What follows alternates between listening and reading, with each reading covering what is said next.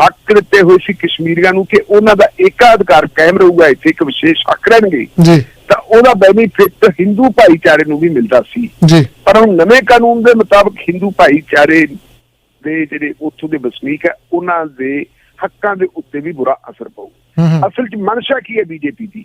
BJP ਦੀ ਮਨਸ਼ਾ ਇਹ ਹੈ ਕਿ ਜਿਹੜੀ ਜੰਮੂ ਕਸ਼ਮੀਰ ਦੀ ਆਬਾਦੀ ਦਾ ਤਨਾਸਬ ਹੈ ਉਹਨੂੰ ਚੇਂਜ ਕਰ ਦਿੱਤਾ ਜਾਵੇ, ਕਿਉਂਕਿ ਹੁਣ ਅਸੀਂ ਜੇ ਦੇਖੀਏ ਤਾਂ ਕੁੱਲ ਮਿਲਾ ਕੇ ਉਹ ਮੁਸਲਿਮ ਬਹੁ ਗਿਣਤੀ ਵਾਲਾ यूनियन टैरेटरी बनती है। ये हुण बड़ी वड्डी पद्धर दे उत्ते लोकां नूं उत्थे दा एक डोमिसल दे के उत्थे दे पक्के वसनीक दा हक दे के भारत दे वख-वख हिस्सिਆਂ चों लोकां नूं उत्थे लैके जाणगे, उन्हां नूं उत्थे स्थापित करनगे, उन्हां नूं जमीनां जायदादां भी देणगे और उस तो बाद उन्हां नूं उत्थे नौकरियां करन दा हक हकूक भी हासिल होगा।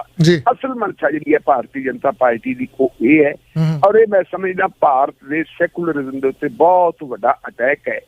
और जिहड़ी सब तो वड्डी गल, जिस समझौते नूं संविधान सभा ने भी प्रवानगी दित्ती सी जम्मू कश्मीर दा जदों रलेवा कीता है भारत दे नाल, इह ओहदी भी उलंघना है, ओहदी भी इनसल्ट है। बिल्कुल जी, मैं अपने दर्शकों को दसदा थोड़ी जी टैक्नीकली प्रॉब्लम आ रही सी आवाज़ दे विच, शायद हुण ठीक होगी। ढिल्लों साहब अपने नाल कॉलर भी जुड़े जी, इस प्रोग्राम के हिस्से नूं स्पॉन्सर किया जी वन टच कम्युनिकेशन ने। तुसीं कनेडा नूं जां अमेरिका नूं ट्रक चलाउने हो, तुहानूं सस्तियां डीलां लैण वास्ते वर्ल्ड वाइड फोन लैण लई, इंटरनेट लैण लई 905 203 3636 905 203 3636 से सुखदीप थापर दे नाल गलबात कर सकते हो। आपां कॉल लेने जी। हाँ जी, 2156 स्वागत है वीर जी तुहाडा। हाँ जी, सत श्री अकाल जी, तुहानूं भी ते ढिल्लों साहब नूं भी जी सत श्री अकाल जी। ते मैं तां इस चीज़ ते गल कर रही जिहड़ा उत्थे ਉਹ ਕੀਰਤਨੀ ਗਿਆਨੀ ਜੀ ਦਾ ਸੰਸਕਾਰ ਨਹੀਂ ਕਰਨ ਦਿੱਤਾ, ਉਹਨਾਂ ਨੂੰ ਇੰਨੇ ਰਤਨ ਪ੍ਰਾਪਤ ਸੀਗੇ, ਇੰਨੀ ਮਹਾਨਤਾ ਸੀਗੀ, ਇੰਨੇ ਅੱਛੇ ਉਹ ਗਿਆਨੀ ਸੀਗੇ, ਪ੍ਰਚਾਰਕ ਸੀਗੇ। ਫਿਰ ਮੈਂ ਤਾਂ ਇਹ ਕਹਿ ਸਕਦਾ ਵੀ ਜੇ ਤੁਸੀਂ ਉਹਨਾਂ ਦੀ ਮਾਨਸਿਕਤਾ ਲੋਕਾਂ ਦੀ ਕਿੱਦਾਂ ਦੀ ਇਹ ਦਸ਼ਾ ਹੈਗੀ ਆ ਜਿਨ੍ਹਾਂ ਨੇ ਵਿਰੋਧ ਕੀਤਾ ਵੀ ਸੰਸਕਾਰ ਨਾ ਕਰੋ, ਮੈਂ ਤਾਂ ਇਹ ਕਹਿਣਾ ਵੀ ਜਿੱਦਾਂ ਤੁਸੀਂ ਖੋਤੇ ਦੇ ਗਾਲ ਹੀਰਾ ਪਾ ਦਿਓ ਤੇ ਹੀਰੇ ਦੀ ਖੋਤੇ ਨੂੰ ਕੀ ਪਛਾਣ, ਚਾਹੇ ਏਟ ਹੋਵੇ ਚਾਹੇ ਹੀਰਾ ਹੋਵੇ, ਉਹਨਾਂ ਲੋਕਾਂ ਦੀ ਦਸ਼ਾ ਮਰ ਚੁੱਕੀ ਹੋਆ, ਮਾਨਸਿਕਤਾ ਮਰ ਚੁੱਕੀ ਹੋਆ ਜਿਨ੍ਹਾਂ ਨੇ ਇਹ ਕੰਮ ਕੀਤਾ। ਇਹ ਨਹੀਂ ਸੀ ਕਰਨਾ ਚਾਹੀਦਾ ਜੀ। ਧੰਨਵਾਦ ਜੀ, ਬੜੇ ਵਧੀਆ ਵਿਚਾਰ ਤੁਹਾਡੇ। ਬਿਲਕੁਲ ਜੀ। ਇੱਕ ਹੀਰੇ ਪ੍ਰਤੀ ਢਿੱਲੋਂ ਸਾਹਿਬ ਇੱਕ ਕਾਲ ਹੋਰ ਲੈ ਲਈਏ, ਬੜੇ ਚਿਰ ਤੋਂ ਹੋਲਡ ਆ ਤੇ ਇਕੱਠਾ ਜਵਾਬ ਦੇ ਦਿਓ, ਫਿਰ ਨੈਕਸਟ ਕਾਲ ਤੇ ਚੱਲਦੇ। ਹਾਂਜੀ 1133 ਸਵਾਗਤ ਹੈ ਜੀ। ਹਾਂਜੀ ਸਤਿ ਸ਼੍ਰੀ ਅਕਾਲ ਜੀ। ਸਤਿ ਸ਼੍ਰੀ ਅਕਾਲ ਭੈਣ ਜੀ। ਮੈਂ ਤੇ ਹੀ ਵੈਸੇ ਬਹੁਤ ਅਫਸੋਸ ਦੀ ਗੱਲ ਹੈ, ਸਾਡੇ ਚੋਂ ਇੱਕ ਮਹਾਨ ਹਸਤੀ ਚਲੇ ਗਏ ਨੇ। ਬਾਕੀ ਦੂਸਰਾ ਇਹ ਹੈਗਾ ਆ ਕਿ ਉਹਨਾਂ ਦਾ ਅਫਸੋਸ ਠੀਕ ਤਰੀਕੇ ਨਾਲ ਨਹੀਂ, ਉਹਨਾਂ ਦਾ ਸੰਸਕਾਰ ਠੀਕ ਤਰੀਕੇ ਨਾਲ ਹੋਣਾ ਚਾਹੀਦਾ ਸੀ। ਬਾਕੀ ਇਹ ਆ ਕਿ ਜੇ ਉਹਨਾਂ ਨੇ ਇਹ ਟੈਸਟ ਪਹਿਲਾਂ ਹੀ ਕਰਵਾਇਆ ਸੀ ਥੋੜੀ ਦੇਰ ਪਹਿਲਾਂ, ਤਾਂ ਉਹਦੇ ਵਿੱਚ ਅਗਰ ਨੈਗੇਟਿਵ ਆਇਆ ਤੇ ਹੁਣ ਜਦੋਂ ਡੈਥ ਹੋਈ ਆ ਤੇ ਉਹਦੇ ਵਿੱਚ ਉਹ ਕਰੋਨਾ ਦੀ ਕੈਟਾਗਰੀ ਚ ਕਿਵੇਂ ਪਾ ਸਕਦੇ ਆ ਜੇ ਉਹਨਾਂ ਨੇ ਕਰੋਨਾ ਦਾ ਟੈਸਟ ਨਹੀਂ ਕਰਾਇਆ। ਜੇ ਉਹਨਾਂ ਨੇ ਕਰੋਨਾ ਦਾ ਟੈਸਟ ਕਰਿਆ ਆ ਔਰ ਉਹ ਦੂਜੀ ਬਿਮਾਰੀ ਨਾਲ ਵੀ ਮਰੇ ਨੇ, ਰਾਈਟ, ਉਹਨਾਂ ਦੀ ਡੈਥ ਹੋਈ ਆ, ਤਾਂ ਉਹ ਮੈਂ ਵਿਚਾਰ ਸੁਣਨੇ ਚਾਹੁੰਦੀ ਹਾਂ ਢਿੱਲੋਂ ਸਾਹਿਬ ਤੋਂ। ਜੀ ਢਿੱਲੋਂ ਸਾਹਿਬ, ਥੈਂਕ ਯੂ ਭੈਣ ਜੀ। ਜੀ ਢਿੱਲੋਂ ਸਾਹਿਬ। बिल्कुल जी, जिवें मैं पहला भी जिक्र कर चुकिया कि ये पुष्टि हो गई है जी, ये पुष्टि हो गई है कि उन्होंने कोरोना सी, लेकिन जी उन्होंने डेथ हुई है हार्ट अटैक नाल, ये भी क्लीयर हो गए जी। हालांकि पोस्टमार्टम की रिपोर्ट आनी बाकी है, लेकिन जो मुढ़लियां रिपोर्टां आ रही उहदे विच क्या हार्ट अटैक सवेरे 4:30 बजे अज होए जी। भैन जी ने गल कीती है कि जे एक बारी नैगेटिव आ गया तो फिर दोबारा पॉजिटिव किवें आ गया टेस्ट। ਇਹ ਜੀ ਭਾਰਤ ਹੈ, ਭਾਰਤ ਦੇ ਵਿੱਚ ਹਾਲੇ ਤੱਕ ਟੈਸਟ ਦਾ ਜਿਸ ਕਿਸਮ ਦਾ ਪ੍ਰਬੰਧ ਹੋਣਾ ਚਾਹੀਦਾ ਉਹ ਨਹੀਂ। 4500 ਰੁਪਏ ਦੀ ਕਿੱਟ ਹੈ ਜਿਹੜੀ ਹੁਣ ਇਸ ਵੇਲੇ ਪ੍ਰਚਲਿਤ ਆ, ਜਿਹਦੇ ਨਾਲ ਟੈਸਟ ਹੁੰਦਾ ਹੈ ਜੀ। ਔਰ ਇੱਥੇ ਜਿਹੜਾ ਟੈਸਟ ਹੁੰਦਾ, ਇੱਥੇ ਟੈਸਟ ਹਰ ਇੱਕ ਬੰਦੇ ਦਾ ਨਹੀਂ ਹੁੰਦਾ ਭਾਰਤ ਦੇ ਵਿੱਚ। ਇਹ ਟੈਸਟ ਇਸ ਲਿਹਾਜ਼ ਨਾਲ ਕਰਦੇ ਵੀ ਤੈਨੂੰ ਬੁਖਾਰ ਹੈ, ਤੈਨੂੰ ਜ਼ੁਕਾਮ ਹੈ, ਖੰਘ ਆਉਂਦੀ ਹੈ, ਜੇ ਚੀਜ਼ਾਂ ਆਉਂਦੀਆਂ ਤਾਂ ਉਹਨੂੰ ਸ਼ੱਕੀ ਕਹਿ ਕੇ ਉਹਨੂੰ ਅਲੱਗ ਥਲੱਗ ਕਰ ਦੇਣਗੇ ਕਿ ਤੂੰ ਕੁਛ ਦਿਨ ਜੇ ਹੋਰ ਉਡੀਕ, ਫਿਰ ਉਹਦਾ ਟੈਸਟ ਲੈਣਗੇ। ਟੈਸਟ ਤੋਂ ਬਾਅਦ ਫਿਰ ਉਹ ਆਉਂਦਾ ਜੀ ਹਾਂ ਇਹਨੂੰ ਕੁਛ ਹੈ ਕਿ ਪੋਜ਼ਿਟਿਵ ਆ ਜਾਂ ਨੈਗੇਟਿਵ ਹੈ ਜੀ। ਭਾਈ ਨਿਰਮਲ ਸਿੰਘ ਹੋਰਾਂ ਦਾ ਜਿਹੜਾ ਟੈਸਟ ਲਿਆ ਪਹਿਲਾ, ਕੋਈ ਜ਼ਰੂਰੀ ਨਹੀਂ ਕਿ ਉਹ ਟੈਸਟ ਜੇ ਲੈ ਲਿਆ ਤਾਂ 100% ਸਹੀ ਹੋਊਗਾ, ਕਿਉਂਕਿ ਇੱਥੇ ਹਾਲੇ ਤੱਕ ਉਹ ਸਿਸਟਮ ਨਹੀਂ ਹੈ ਜਿਹੜਾ ਵਿਕਸਿਤ ਦੇਸ਼ਾਂ ਦੇ ਵਿੱਚ ਹੈ। ਅਸੀਂ ਬਹੁਤ ਪਛੜੇ ਹੋਏ ਹਾਂ, ਇਸ ਕਰਕੇ ਮੇਰਾ ਕਹਿਣਾ ਵੀ ਹੋ ਸਕਦਾ ਜਿਹੜਾ ਪਹਿਲਾ ਟੈਸਟ ਕੀਤਾ ਹੈ ਉਹ ਟੈਸਟ ਦਾ ਰਿਜ਼ਲਟ ਹੀ ਗਲਤ ਆ ਗਿਆ ਹੋਵੇ। ਬਿਲਕੁਲ। ਜਾਂ ਕਈ ਵਾਰੀ ਤੁਸੀਂ ਦੇਖਿਆ ਹੋਣਾ ਭਾਰਤ ਦੇ ਵਿੱਚ ਅਜਿਹੇ ਟੈਸਟ ਵੀ ਹੁੰਦੇ ਹੈ ਕਿ ਬੰਦਾ ਟੈਸਟ ਕੋਈ ਹੋਰ ਕਰਵਾਉਣ ਜਾਂਦਾ ਹੈ, ਉਹਦਾ ਖੂਨ ਵੀ ਲੈ ਲਿਆ ਜਾਂਦਾ ਹੈ, ਉਹਦਾ ਜਿਹੜਾ ਹੋਰ ਕੋਈ ਮਟੀਰੀਅਲ ਹੁੰਦਾ ਉਹ ਵੀ ਲੈ ਲੈਂਦੇ, ਬਾਅਦ ਦੇ ਵਿੱਚ ਜਿਹੜਾ ਰਿਜ਼ਲਟ ਆਉਂਦਾ, ਰਿਜ਼ਲਟ ਉਹਦੇ ਤੇ ਕੁਝ ਹੋਰ ਦਿਖਾਇਆ ਹੁੰਦਾ ਹੈ। ਕਹਿੰਦੇ ਜੀ ਇਹ ਕਿਸੇ ਦਾ ਬਲੱਡ, ਜਿਹੜਾ ਤੁਹਾਡਾ ਬਲੱਡ ਦਾ ਸੈਂਪਲ ਹੈ ਉਹ ਚੇਂਜ ਹੋ ਗਿਆ, ਇਹ ਵੀ ਹੋ ਜਾਂਦਾ ਹੁੰਦਾ ਹੈ। ਸੋ ਇਹ ਨਹੀਂ ਅਸੀਂ ਕਹਿ ਸਕਦੇ, ਠੀਕ ਹੈ ਸਾਡੀ ਕੌਮ ਦੇ ਬਹੁਤ ਵੱਡੇ ਹੀਰੇ ਸੀ, ਉਹ ਨਹੀਂ ਰਹੇ, ਪਰ ਟੈਸਟ ਲੈਣ ਵਾਲੇ ਤਾਂ ਜਿਹੜੇ ਸਧਾਰਨ ਲੋਕ ਹੈ ਨਾ, ਉਹ ਇੱਥੇ ਬੜਾ ਕੁਝ ਬਿਗਾ ਟੇਡਾ ਹੁੰਦਾ ਹੈ ਜੀ। ਹਾਂ ਬਿਲਕੁਲ ਜੀ, ਆਪਾਂ ਨੈਕਸਟ ਕਾਲ ਤੇ ਚੱਲਦੇ ਹਾਂ। ਹਾਂਜੀ ਵੀਰ ਜੀ, ਸਵਾਗਤ ਹੈ ਜੀ 9806। ਸਤਿ ਸ਼੍ਰੀ ਅਕਾਲ। ਚਾਈਨਾ ਦੇਖ ਲਓ, ਕਮਿਊਨਿਸਟ ਕੰਟਰੀ ਆ, ਜੋ ਹੋਇਆ ਉਹਨੇ ਕੰਟਰੋਲ ਕਰ ਲਿਆ ਅੱਜ ਦੀ ਡੇਟ ਦੇ ਵਿੱਚ। ਤੇ ਆਪਣੇ ਹੁਣ ਜਿੱਦਾਂ ਧਰਮ ਦੀਆਂ ਗੱਲਾਂ ਕਰਦੇ ਆ, ਹੁਣ ਖਾਲਸਾ ਜੀ ਨਾਲ ਦੇਖ ਲਓ ਕੀ ਹੋਇਆ, ਕਿੰਨੀ ਕੁਰਬਾਨੀ ਪੜ੍ਹਦੇ, ਕਿੰਨਾ ਉਹਨਾਂ ਨੂੰ ਗਿਆਨ ਹੋਊਗਾ, ਅੰਦਰੋਂ ਗੱਲਾਂ ਕਰਦੇ ਹੋਣੇ, ਸਿੱਧੀ ਧਰੋਂ ਗੱਲ ਕਰਦੇ ਹੋਣੇ। ਮੈਨੂੰ ਤਾਂ ਲੱਗਦਾ ਉਹਨਾਂ ਨੂੰ ਜਿਹੜੀ ਸ਼ਬਦ ਹੈ ਉਹ ਵੀ ਪਰਮਾਤਮਾ ਵਾਲੇ ਆਉਂਦਾ ਹੋਊਗਾ, ਦੇਖਿਓ ਤੁਸੀਂ, ਜਿੰਨਾ ਉਹਨਾਂ ਦਾ ਮਤਲਬ ਐਕਸਪੀਰੀਅੰਸ ਆਊਗਾ। ਪਰ ਕੁਦਰਤ ਨੇ ਵੈਸੇ ਦਿਖਾ ਨਹੀਂ ਦਿੱਤਾ ਬਈ ਜੋ ਪਾਠ ਕਰਨਾ, ਪੂਜਾ ਕਰਨਾ ਆ, ਸਾਡੇ ਬੰਦਿਆਂ ਨੇ ਸਿਰਫ ਟੱਬਰ ਪਾਲਣੇ ਲਈ ਕਰ ਰਹੇ ਆ ਲੋਕ, ਕਿਸੇ ਨਾਲ ਕੋਈ ਮਤਲਬ ਨਹੀਂ ਇਹਦਾ, ਕੀ ਲੈਣਾ ਕੀ ਦੇਣਾ। ਤੇ ਹੁਣ ਦੇਖ ਲਓ ਜਥੇਦਾਰ ਸਾਹਿਬ, ਹੋਰ ਕੋਈ ਵੀ ਬੰਦੇ ਕਿੱਦਾਂ ਕਤਰਾਉਂਦੇ ਉਹਨਾਂ ਦੇ ਕੋਲ, ਟੱਬਰ ਵੀ ਕਹਿਣ ਦਾ ਮਤਲਬ ਜਾਨ ਨਹੀਂ ਦੇ ਰਹੇ। ਅਸੀਂ ਲੋਕਾਂ ਨੂੰ ਮੂਰਖ ਕਹਿ ਰਹੇ ਭਾਈ, ਲੋਕ ਤਾਂ ਸਹੀ ਆ, ਕਿਉਂਕਿ ਜਦੋਂ ਹਾਲਾਤ ਆ, ਕੁਦਰਤ ਨੇ ਬਰਾਬਰ ਦੇਖਣਾ ਸਾਰਿਆਂ ਨੂੰ, ਉਹਨੂੰ ਕੋਈ ਮਤਲਬ ਜੇ ਕੀਰਤਨ ਕੀਤਾ ਜੇ ਗਾਉਣ ਵਾਲਾ ਆ, ਉਹ ਬਰਾਬਰ ਹੀ ਉਹਦੇ ਲਈ ਭਾਜੀ। ਤੇ ਮੇਰੇ ਹਿਸਾਬ ਨਾਲ ਮੇਰਾ ਕੁਐਸਚਨ ਇਹ ਆ ਹੁਣ ਭਾਜੀ, ਜਿੱਦਾਂ ਕਹਿੰਦੇ ਮੈਂ ਸਮਾਜ ਦੀ ਗੱਲ ਕਰਦਾ, ਢਿੱਲੋਂ ਭਾਜੀ ਇਹ ਦੱਸਿਆ ਵੀ ਹੁਣ ਇੱਥੇ ਸਮਾਜ ਕੀ ਕਰੇ, ਜੇ ਗਾਂਹ ਵਾਸਤੇ ਕੀ ਸਿੱਖਣਾ ਚਾਹੀਦਾ ਜਾਂ ਕੀ ਨਹੀਂ ਕਰਨਾ ਚਾਹੀਦਾ, ਜਾਂ ਫਿਰ ਸਿਰਫ ਜਿਹੜਾ ਗਾਉਂਦਾ ਆ ਜਾਂ ਰਾਗੀ ਆ ਉਹਨਾਂ ਨੂੰ ਵੱਖਰਾ ਇੱਕ ਜਿਹੜੀ ਕਿ ਆਪਾਂ ਸਮਝਿਆ ਜਾਵੇ ਵੀ ਹਾਂ ਇਹੀ ਬੰਦੇ ਆ, ਬਾਕੀ ਜਿਹੜੇ ਆਮ ਨੋਰਮਲ ਦਿਹਾੜੀਦਾਰ ਆ ਜਾਂ ਕੋਈ ਆਪਣਾ ਟੱਬਰ ਪਾਲਦੇ ਆ, ਨਾ ਗਾਉਂਦੇ ਆ ਨਾ ਉਹ ਰਾਗ ਗਾਉਂਦੇ ਆ, ਤੇ ਉਹਨਾਂ ਨੂੰ ਵਾਂਝਾ ਕਿਉਂ ਰੱਖਿਆ ਜਾਂਦਾ, ਉਹਨਾਂ ਇੱਜ਼ਤ ਦਿਓ। ਇਹਦੇ ਬਾਰੇ ਧੰਨਵਾਦ ਢਿੱਲੋਂ ਸਾਹਿਬ, ਮਾੜਾ ਨੋਟ ਕਰ ਲਿਓ, ਆਪਾਂ ਕਾਲ ਹੋਰ ਲੈ ਲਈਏ, ਇਕੱਠਾ ਜਵਾਬ ਦੇ ਦਿਓ। ਮੈਨੂੰ ਇਹਦਾ ਜਵਾਬ ਦੇ ਲੈਣ ਜੀ ਦਿਓ। ਹਾਂਜੀ ਦਿਓ ਜੀ, ਦਿਓ। ਹਾਂਜੀ। ਸਭ ਤੋਂ ਵੱਡੀ ਗੱਲ ਇਹ ਹੈ ਕਿ ਇਹ ਗੁਰਬਾਣੀ ਦੇ ਵਿੱਚ ਵੀ ਕਿਤੇ ਨਹੀਂ ਕਿ ਜਿਹੜਾ ਕੀਰਤਨ ਕਰਨ ਵਾਲਾ, ਗੁਰਬਾਣੀ ਪੜ੍ਹਨ ਵਾਲਾ, ਉਹਨੇ ਇਸ ਦੁਨੀਆ ਤੋਂ ਨਹੀਂ ਜਾਣਾ। ਲੇਕਿਨ ਬਦਕਿਸਮਤੀ ਸਾਡੀ ਇਹ ਹੈ ਕਿ ਵਿਆਖਿਆ ਕਰਨ ਵਾਲੇ ਜਾਂ ਕਈ ਲੋਕ ਇਹੋ ਜਿਹੇ ਹੈ ਜਿਹੜੇ ਕਹਿੰਦੇ ਜੀ ਇਹ ਤਾਂ ਰੱਬ ਕਰਦਾ, ਇਹਨੂੰ ਤਾਂ ਕੁਛ ਹੋ ਹੀ ਨਹੀਂ ਸਕਦਾ। ਸਮੱਸਿਆ ਉਹਨਾਂ 'ਚ ਆ ਜਾਂਦੀ ਹੈ। ਸਮੱਸਿਆ ਜੇ ਆਪਾਂ ਕਹੀਏ ਕਿ ਸਮੱਸਿਆ ਇਸ ਗੱਲ ਦੇ ਵਿੱਚ ਨਹੀਂ, ਜਿਹੜੇ ਚੰਗੇ ਵਿਚਾਰ ਹੈ ਗੁਰਬਾਣੀ ਨੂੰ ਜੇ ਸਹੀ ਮਾਇਨੇ 'ਚ ਦੇਖੀਏ, ਗੁਰਬਾਣੀ 'ਚ ਲਿਖਿਆ ਕੀ ਹੈ, ਉਹ ਕਹਿੰਦੇ ਉਹਨੂੰ ਪੜ੍ਹੋ, ਉਹਦੇ ਤੇ ਅਮਲ ਕਰੋ, ਅਮਲ ਕਰਕੇ ਤੁਸੀਂ ਆਪਣੇ ਆਪ ਨੂੰ ਗੁਰਬਾਣੀ ਦੇ ਮੁਤਾਬਕ ਜਿਹੜਾ ਉਹਦੀ ਜੀਵਨ ਜਾਂਚ ਹੈ, ਆਪਣੀ ਜੀਵਨ ਜਾਂਚ ਉਹ ਬਣਾਓ, ਜਿਹੜੀ ਬਾਬੇ ਨਾਨਕ ਨੇ ਕਿਹਾ ਸੀ, ਕਿਰਤ ਕਰੋ, ਵੰਡ ਛਕੋ, ਨਾਮ ਜਪੋ। ਇਹ ਸ਼ਬਦ ਅੱਗੇ ਪਿੱਛੇ ਹੋ ਸਕਦੇ ਆ, ਲੇਕਿਨ ਜਿਹੜੀ ਉਹਨਾਂ ਨੇ ਗੱਲ ਕਹੀ ਸੀ, ਔਰ 18 ਵਰੇ ਜਿਹੜੇ ਪਿਛਲੇ ਉਹਨਾਂ ਨੇ ਆਪਣਾ ਕਰਤਾਰਪੁਰ ਸਾਹਿਬ ਬਾਬੇ ਨਾਨਕ ਨੇ ਆਪਣਾ ਜੀਵਨ ਬਤਾਇਆ ਹੈ, ਉੱਥੇ ਉਹਨਾਂ ਨੇ ਇਸ ਸਿਧਾਂਤ ਨੂੰ ਲਾਗੂ ਕਰਕੇ ਦਿਖਾਇਆ। ਉਹ ਆਪ ਖੇਤਾਂ 'ਚ ਕੰਮ ਕਰਦੇ ਸੀ, ਆਪ ਵਾਹੀ ਕਰਦੇ ਸੀ, ਔਰ ਉਹ ਪਰਜੀਵੀ ਨਹੀਂ ਸੀ, ਉਹ ਕਿਸੇ ਦੀ ਕਮਾਈ ਦੇ ਉੱਤੇ ਨਹੀਂ ਸੀ ਪਲਦੇ। ਜਿਹੜੇ ਕਿਸੇ ਦੀ ਕਮਾਈ ਉੱਤੇ ਪਲਣ ਵਾਲੇ ਬੰਦੇ ਹੁੰਦੇ ਆ, ਉਹੀ ਅਸਲ ਦੇ ਵਿੱਚ ਆਮ ਲੋਕਾਂ ਨੂੰ ਅਸਲ ਰਸਤੇ ਤੋਂ ਭੜਕਾ ਕੇ ਪੁੱਠੇ ਪਾਸੇ ਲੈ ਕੇ ਜਾਂਦੇ। ਜੀ ਧੰਨਵਾਦ ਢਿੱਲੋਂ ਸਾਹਿਬ, ਆਪਣੇ ਨਾਲ ਕਾਲਰ ਜੁੜ ਚੁੱਕੇ ਜੀ। 2831 ਸਵਾਗਤ ਹੈ ਵੀਰ ਜੀ। ਸਤਿ ਸ਼੍ਰੀ ਅਕਾਲ ਚੰਦੇ ਸਾਹਿਬ ਤੇ ਢਿੱਲੋਂ ਸਾਹਿਬ, ਸਤਿ ਸ਼੍ਰੀ ਅਕਾਲ ਜੀ। ਸਤਿ ਸ਼੍ਰੀ ਅਕਾਲ ਜੀ। ਬਾਈ ਜੀ ਜਿਹੜੀ ਗੱਲਬਾਤ ਆਪਾਂ ਦੇਖ ਰਹੇ ਹਾਂ ਨਾ, ਹੁਣ ਮੈਂ ਸਾਡੇ ਇੱਥੇ ਕਿਊਬਿਕ ਦੀ ਵੀ ਨਾਲ ਆਪਾਂ ਕੈਨੇਡਾ ਦੀ ਗੱਲ ਜੋੜ ਦਈਏ ਜੀ। ਇੱਥੇ ਨਾ ਹੁਣ ਨਰਸਿਸ ਨੂੰ ਬੜੀ ਪ੍ਰੋਬਲਮ ਆ ਰਹੀ ਹੈ, ਤੇ ਬਾਕੀ ਢਿੱਲੋਂ ਸਾਹਿਬ ਤੋਂ ਆਪਾਂ ਇੰਡੀਆ ਦੀ ਵੀ ਉੱਥੇ ਦੇ ਬਾਰੇ ਵੀ ਪਤਾ ਕਰਦੇ ਹਾਂ ਕਿ ਉੱਥੇ ਦੇ ਜਿਹੜੇ ਹੈਲਥ ਪ੍ਰੋਫੈਸ਼ਨਲਸ ਨੇ ਉਹਨਾਂ ਨੂੰ ਕੀ ਪ੍ਰੋਬਲਮ ਆ ਰਹੀ ਆ ਜੀ। ਹੁਣ ਇੱਥੇ ਇੱਕ ਲੜਕੀ ਸੀਗੀ ਨਰਸ, ਉਹਨੂੰ ਨਾ ਉਹਨੇ ਘਰ ਕਿਰਾਏ ਤੇ ਲਿਆ, ਤੇ ਉਹਨੂੰ ਮਤਲਬ ਨੋਟਿਸ ਦੇਤਾ ਮਾਲਕਣ ਨੇ, ਕਹਿੰਦੀ ਵੀ ਮੈਂ ਵੀ ਇੰਨੀ ਹੈਲਥ ਮੇਰੀ ਸਹੀ ਨਹੀਂ, ਤੇ ਮੈਨੂੰ ਡਰ ਲੱਗਦਾ ਵੀ ਤੈਨੂੰ ਕਿਰਾਏ ਤੇ ਦੇ ਕੇ, ਮਤਲਬ ਉਹ ਸਾਰਾ ਕੁਛ ਹੋਇਆ। ਜਦੋਂ ਵਿਚਾਰੀ ਮੂਵ ਹੋਣ ਲੱਗੀ ਤਾਂ ਉਹਨੂੰ ਨੋਟਿਸ ਦੇ ਕੇ ਤੇ ਮਤਲਬ ਘਰ ਚੋਂ ਕੱਢ ਦਿੱਤਾ ਗਿਆ। ਉਹ ਕਹਿੰਦੇ ਵੀ ਤੂੰ ਸਾਰਾ ਦਿਨ ਮਰੀਜ਼ਾਂ 'ਚ ਰਹਿਣੀ ਆ ਤੇ ਅਸੀਂ ਸੇਫ ਨਹੀਂ ਹੈਗੇ ਤੈਨੂੰ ਘਰੇ ਰੱਖ ਕੇ ਨਾ। ਤੋ ਬਾਈ ਜੀ ਜਿਵੇਂ ਹੁਣ ਇਹ ਹੈ, ਇਹਨਾਂ ਵਾਸਤੇ ਹੁਣ ਅਸੀਂ ਕੀ ਸਰਕਾਰਾਂ ਅੱਗੇ ਤੋਂ ਕੁਛ ਇਹਨਾਂ ਵਾਸਤੇ ਸਿੱਖਿਆ, ਕਿਉਂਕਿ ਦੇਖੋ ਹਰੇਕ ਮੁਸ਼ਕਿਲ 'ਚ ਆਪਾਂ ਕੁਛ ਨਾ ਕੁਛ ਸਿੱਖ ਰਹੇ ਹਾਂ ਵੀ ਅੱਗੇ ਸਾਨੂੰ ਕੀ ਕਰਨਾ ਚਾਹੀਦਾ। ਇੱਥੇ ਈਵਨ ਕਿ ਡਾਕਟਰ ਵੀ ਆਪਣੇ ਘਰੋਂ ਜਾਣੋਂ ਕਤਰਾ ਰਹੇ ਨੇ, ਉਹਨਾਂ ਨੇ ਆਪਣੇ ਪਰਿਵਾਰ ਇੱਥੇ ਆਈਸੋਲੇਟ, ਮਤਲਬ ਉਹ ਪਰਿਵਾਰ ਸਿਆਣੇ ਨੇ, ਉਹ ਕਹਿੰਦੇ ਵੀ ਅਸੀਂ ਲੋਕਾਂ ਨੂੰ ਕਰ ਸਕਦੇ ਹਾਂ ਅੱਗੇ, ਕਿਉਂਕਿ ਅਸੀਂ ਮਤਲਬ ਕਨੈਕਟਡ ਹਾਂ ਕਿਸੇ ਹੈਲਥ ਪ੍ਰੋਫੈਸ਼ਨਲ ਨਾਲ। ਤੇ ਬਾਈ ਜੀ ਇਹਦੇ ਤੇ ਵੀ ਜ਼ਰੂਰ, ਕਿਉਂਕਿ ਪਹਿਲਾਂ ਟਰੱਕਾਂ ਵਾਲਿਆਂ ਨੂੰ ਮੁਸ਼ਕਲਾਂ ਆਈਆਂ, ਸਾਨੂੰ ਵਾਸ਼ਰੂਮ ਵਗੈਰਾ ਦੇ, ਚਲੋ ਹੁਣ ਸਰਕਾਰਾਂ ਮਾੜੇ ਮੋਟੇ ਬਿਆਨ ਦਿੰਦੇ ਨੇ। ਇੱਥੇ ਵੀ ਕਿਊਬਿਕ ਦੇ ਵਿੱਚ ਵੀ ਹੁਣ ਉਹ ਕਹਿ ਰਹੇ ਨੇ ਵੀ ਟਰੱਕਾਂ ਦਾ ਬੜਾ ਧੰਨਵਾਦ, ਆਪਾਂ ਦੇਖਦੇ ਹਾਂ ਸਲਾਈਡਾਂ ਤੇ ਆਟੋ ਰੂਟ ਤੇ ਇਹਨਾਂ ਨੇ ਲਿਖ ਕੇ ਲਾਇਆ। ਤੇ ਇਹਦੇ ਬਾਰੇ ਜ਼ਰੂਰ ਦੱਸੋ। ਇੱਕ ਢਿੱਲੋਂ ਸਾਹਿਬ ਜਿਹੜੀ ਪੈਸੇ ਦੀ ਹੋੜ ਸੀਗੀ ਬੰਦੇ ਦੀ, ਤੁਸੀਂ ਕੱਲ ਇਟਲੀ ਦੀ ਗੱਲ ਕਰਦੇ ਸੀ, ਕੀ ਲੋਕਾਂ ਨੂੰ ਹੁਣ ਮਾੜਾ ਮੋਟਾ, ਜਿਵੇਂ ਹੁਣ 8-10 ਦਿਨ ਲੋਕ ਘਰੇ ਬੈਠੇ ਨੇ ਟਿਕ ਕੇ, ਲੋਕ ਕੋ ਸੋਚਣ ਲੱਗੇ ਨੇ ਵੀ ਜ਼ਿੰਦਗੀ 'ਚ ਪੈਸੇ ਨੂੰ ਛੱਡ ਕੇ ਵੀ ਮਾੜਾ ਮੋਟਾ ਠਹਿਰਾ ਤੋਂ ਬਾਅਦ ਕਹਿੰਦੇ ਬੰਦਾ ਸੁਧਰ ਜਾਂਦਾ। ਕੀ ਲੱਗਦਾ ਵੀ ਕੁਛ ਲੋਕਾਂ ਦੀ ਜਿਹੜੀ ਆਹ ਭਾਜਾ ਦੌੜੀ ਹੈ, ਇੱਥੇ ਵੀ ਮੈਂ ਦੇਖਿਆ ਕੈਨੇਡਾ 'ਚ ਵੀ ਇੱਕ ਘਰ ਲੈ ਲਓ, 10 ਲੈ ਲਓ, 5 ਲੈ ਲਓ। ਤੁਸੀਂ ਚੰਦੀ ਸਾਹਿਬ ਇਹ 'ਚ ਤੁਸੀਂ ਵੀ ਆਪਣੀ ਆਊਟਪੁੱਟ ਦਿਓ ਕਿ ਕੀ ਤੁਸੀਂ ਦੇਖਦੇ ਹੋ ਅੱਜ ਤੋਂ ਬਾਅਦ ਦੁਨੀਆ ਦਾ, ਮਤਲਬ ਇਹਨਾਂ ਦਾ ਕੀ ਵਿਊ ਹੋਊਗਾ ਅਗਲੇ ਪਾਸੇ ਅਗਲੇ ਸਾਲ ਲੋਕਾਂ ਦਾ। ਧੰਨਵਾਦ ਜੀ। ਧੰਨਵਾਦ ਟਵਾਣਾ ਸਾਹਿਬ, ਬੜੇ ਵਧੀਆ ਸਵਾਲ ਆ ਤੁਹਾਡੇ। ਵਾਕਿਆ ਗੱਲ ਸਹੀ ਹੈ ਜੀ, ਜਦੋਂ ਪੈਸੇ ਦੀ ਦੌੜ ਲੱਗੀ ਹੋਈ ਹੈ। ਹਰ ਬੰਦਾ ਚਾਹੁੰਦਾ ਮੇਰੇ ਕੋਲ ਆਹ ਹੋਵੇ, ਮੇਰੇ ਕੋਲ ਆ ਹੋਵੇ, ਪੂਰਾ ਇਕੱਠਾ ਕਰੇ ਚਲੋ। ਤਾਂ ਬਾਕੀ ਗੁਰਬਾਣੀ ਦੇ ਵਿੱਚ ਲਿਖਿਆ ਹੋਇਆ ਜੀ, ਪਾਪਾਂ ਬਾਝ ਨਾ ਹੋਵੇ ਇਕੱਠੀ ਤੇ ਮੋਇਆ ਸੰਗ ਨਾ ਜਾਈ। ਕੋਈ ਨਾ ਕੋਈ ਸਿੱਧੇ ਜਾਂ ਸਿੱਧੇ ਢੰਗ ਦੇ ਨਾਲ ਜਦੋਂ ਜ਼ਿਆਦਾ ਪੈਸਾ ਇਕੱਠਾ ਹੁੰਦਾ ਕੋਈ ਨਾ ਕੋਈ ਗੜਬੜ ਜ਼ਰੂਰ ਹੁੰਦੀ ਆ।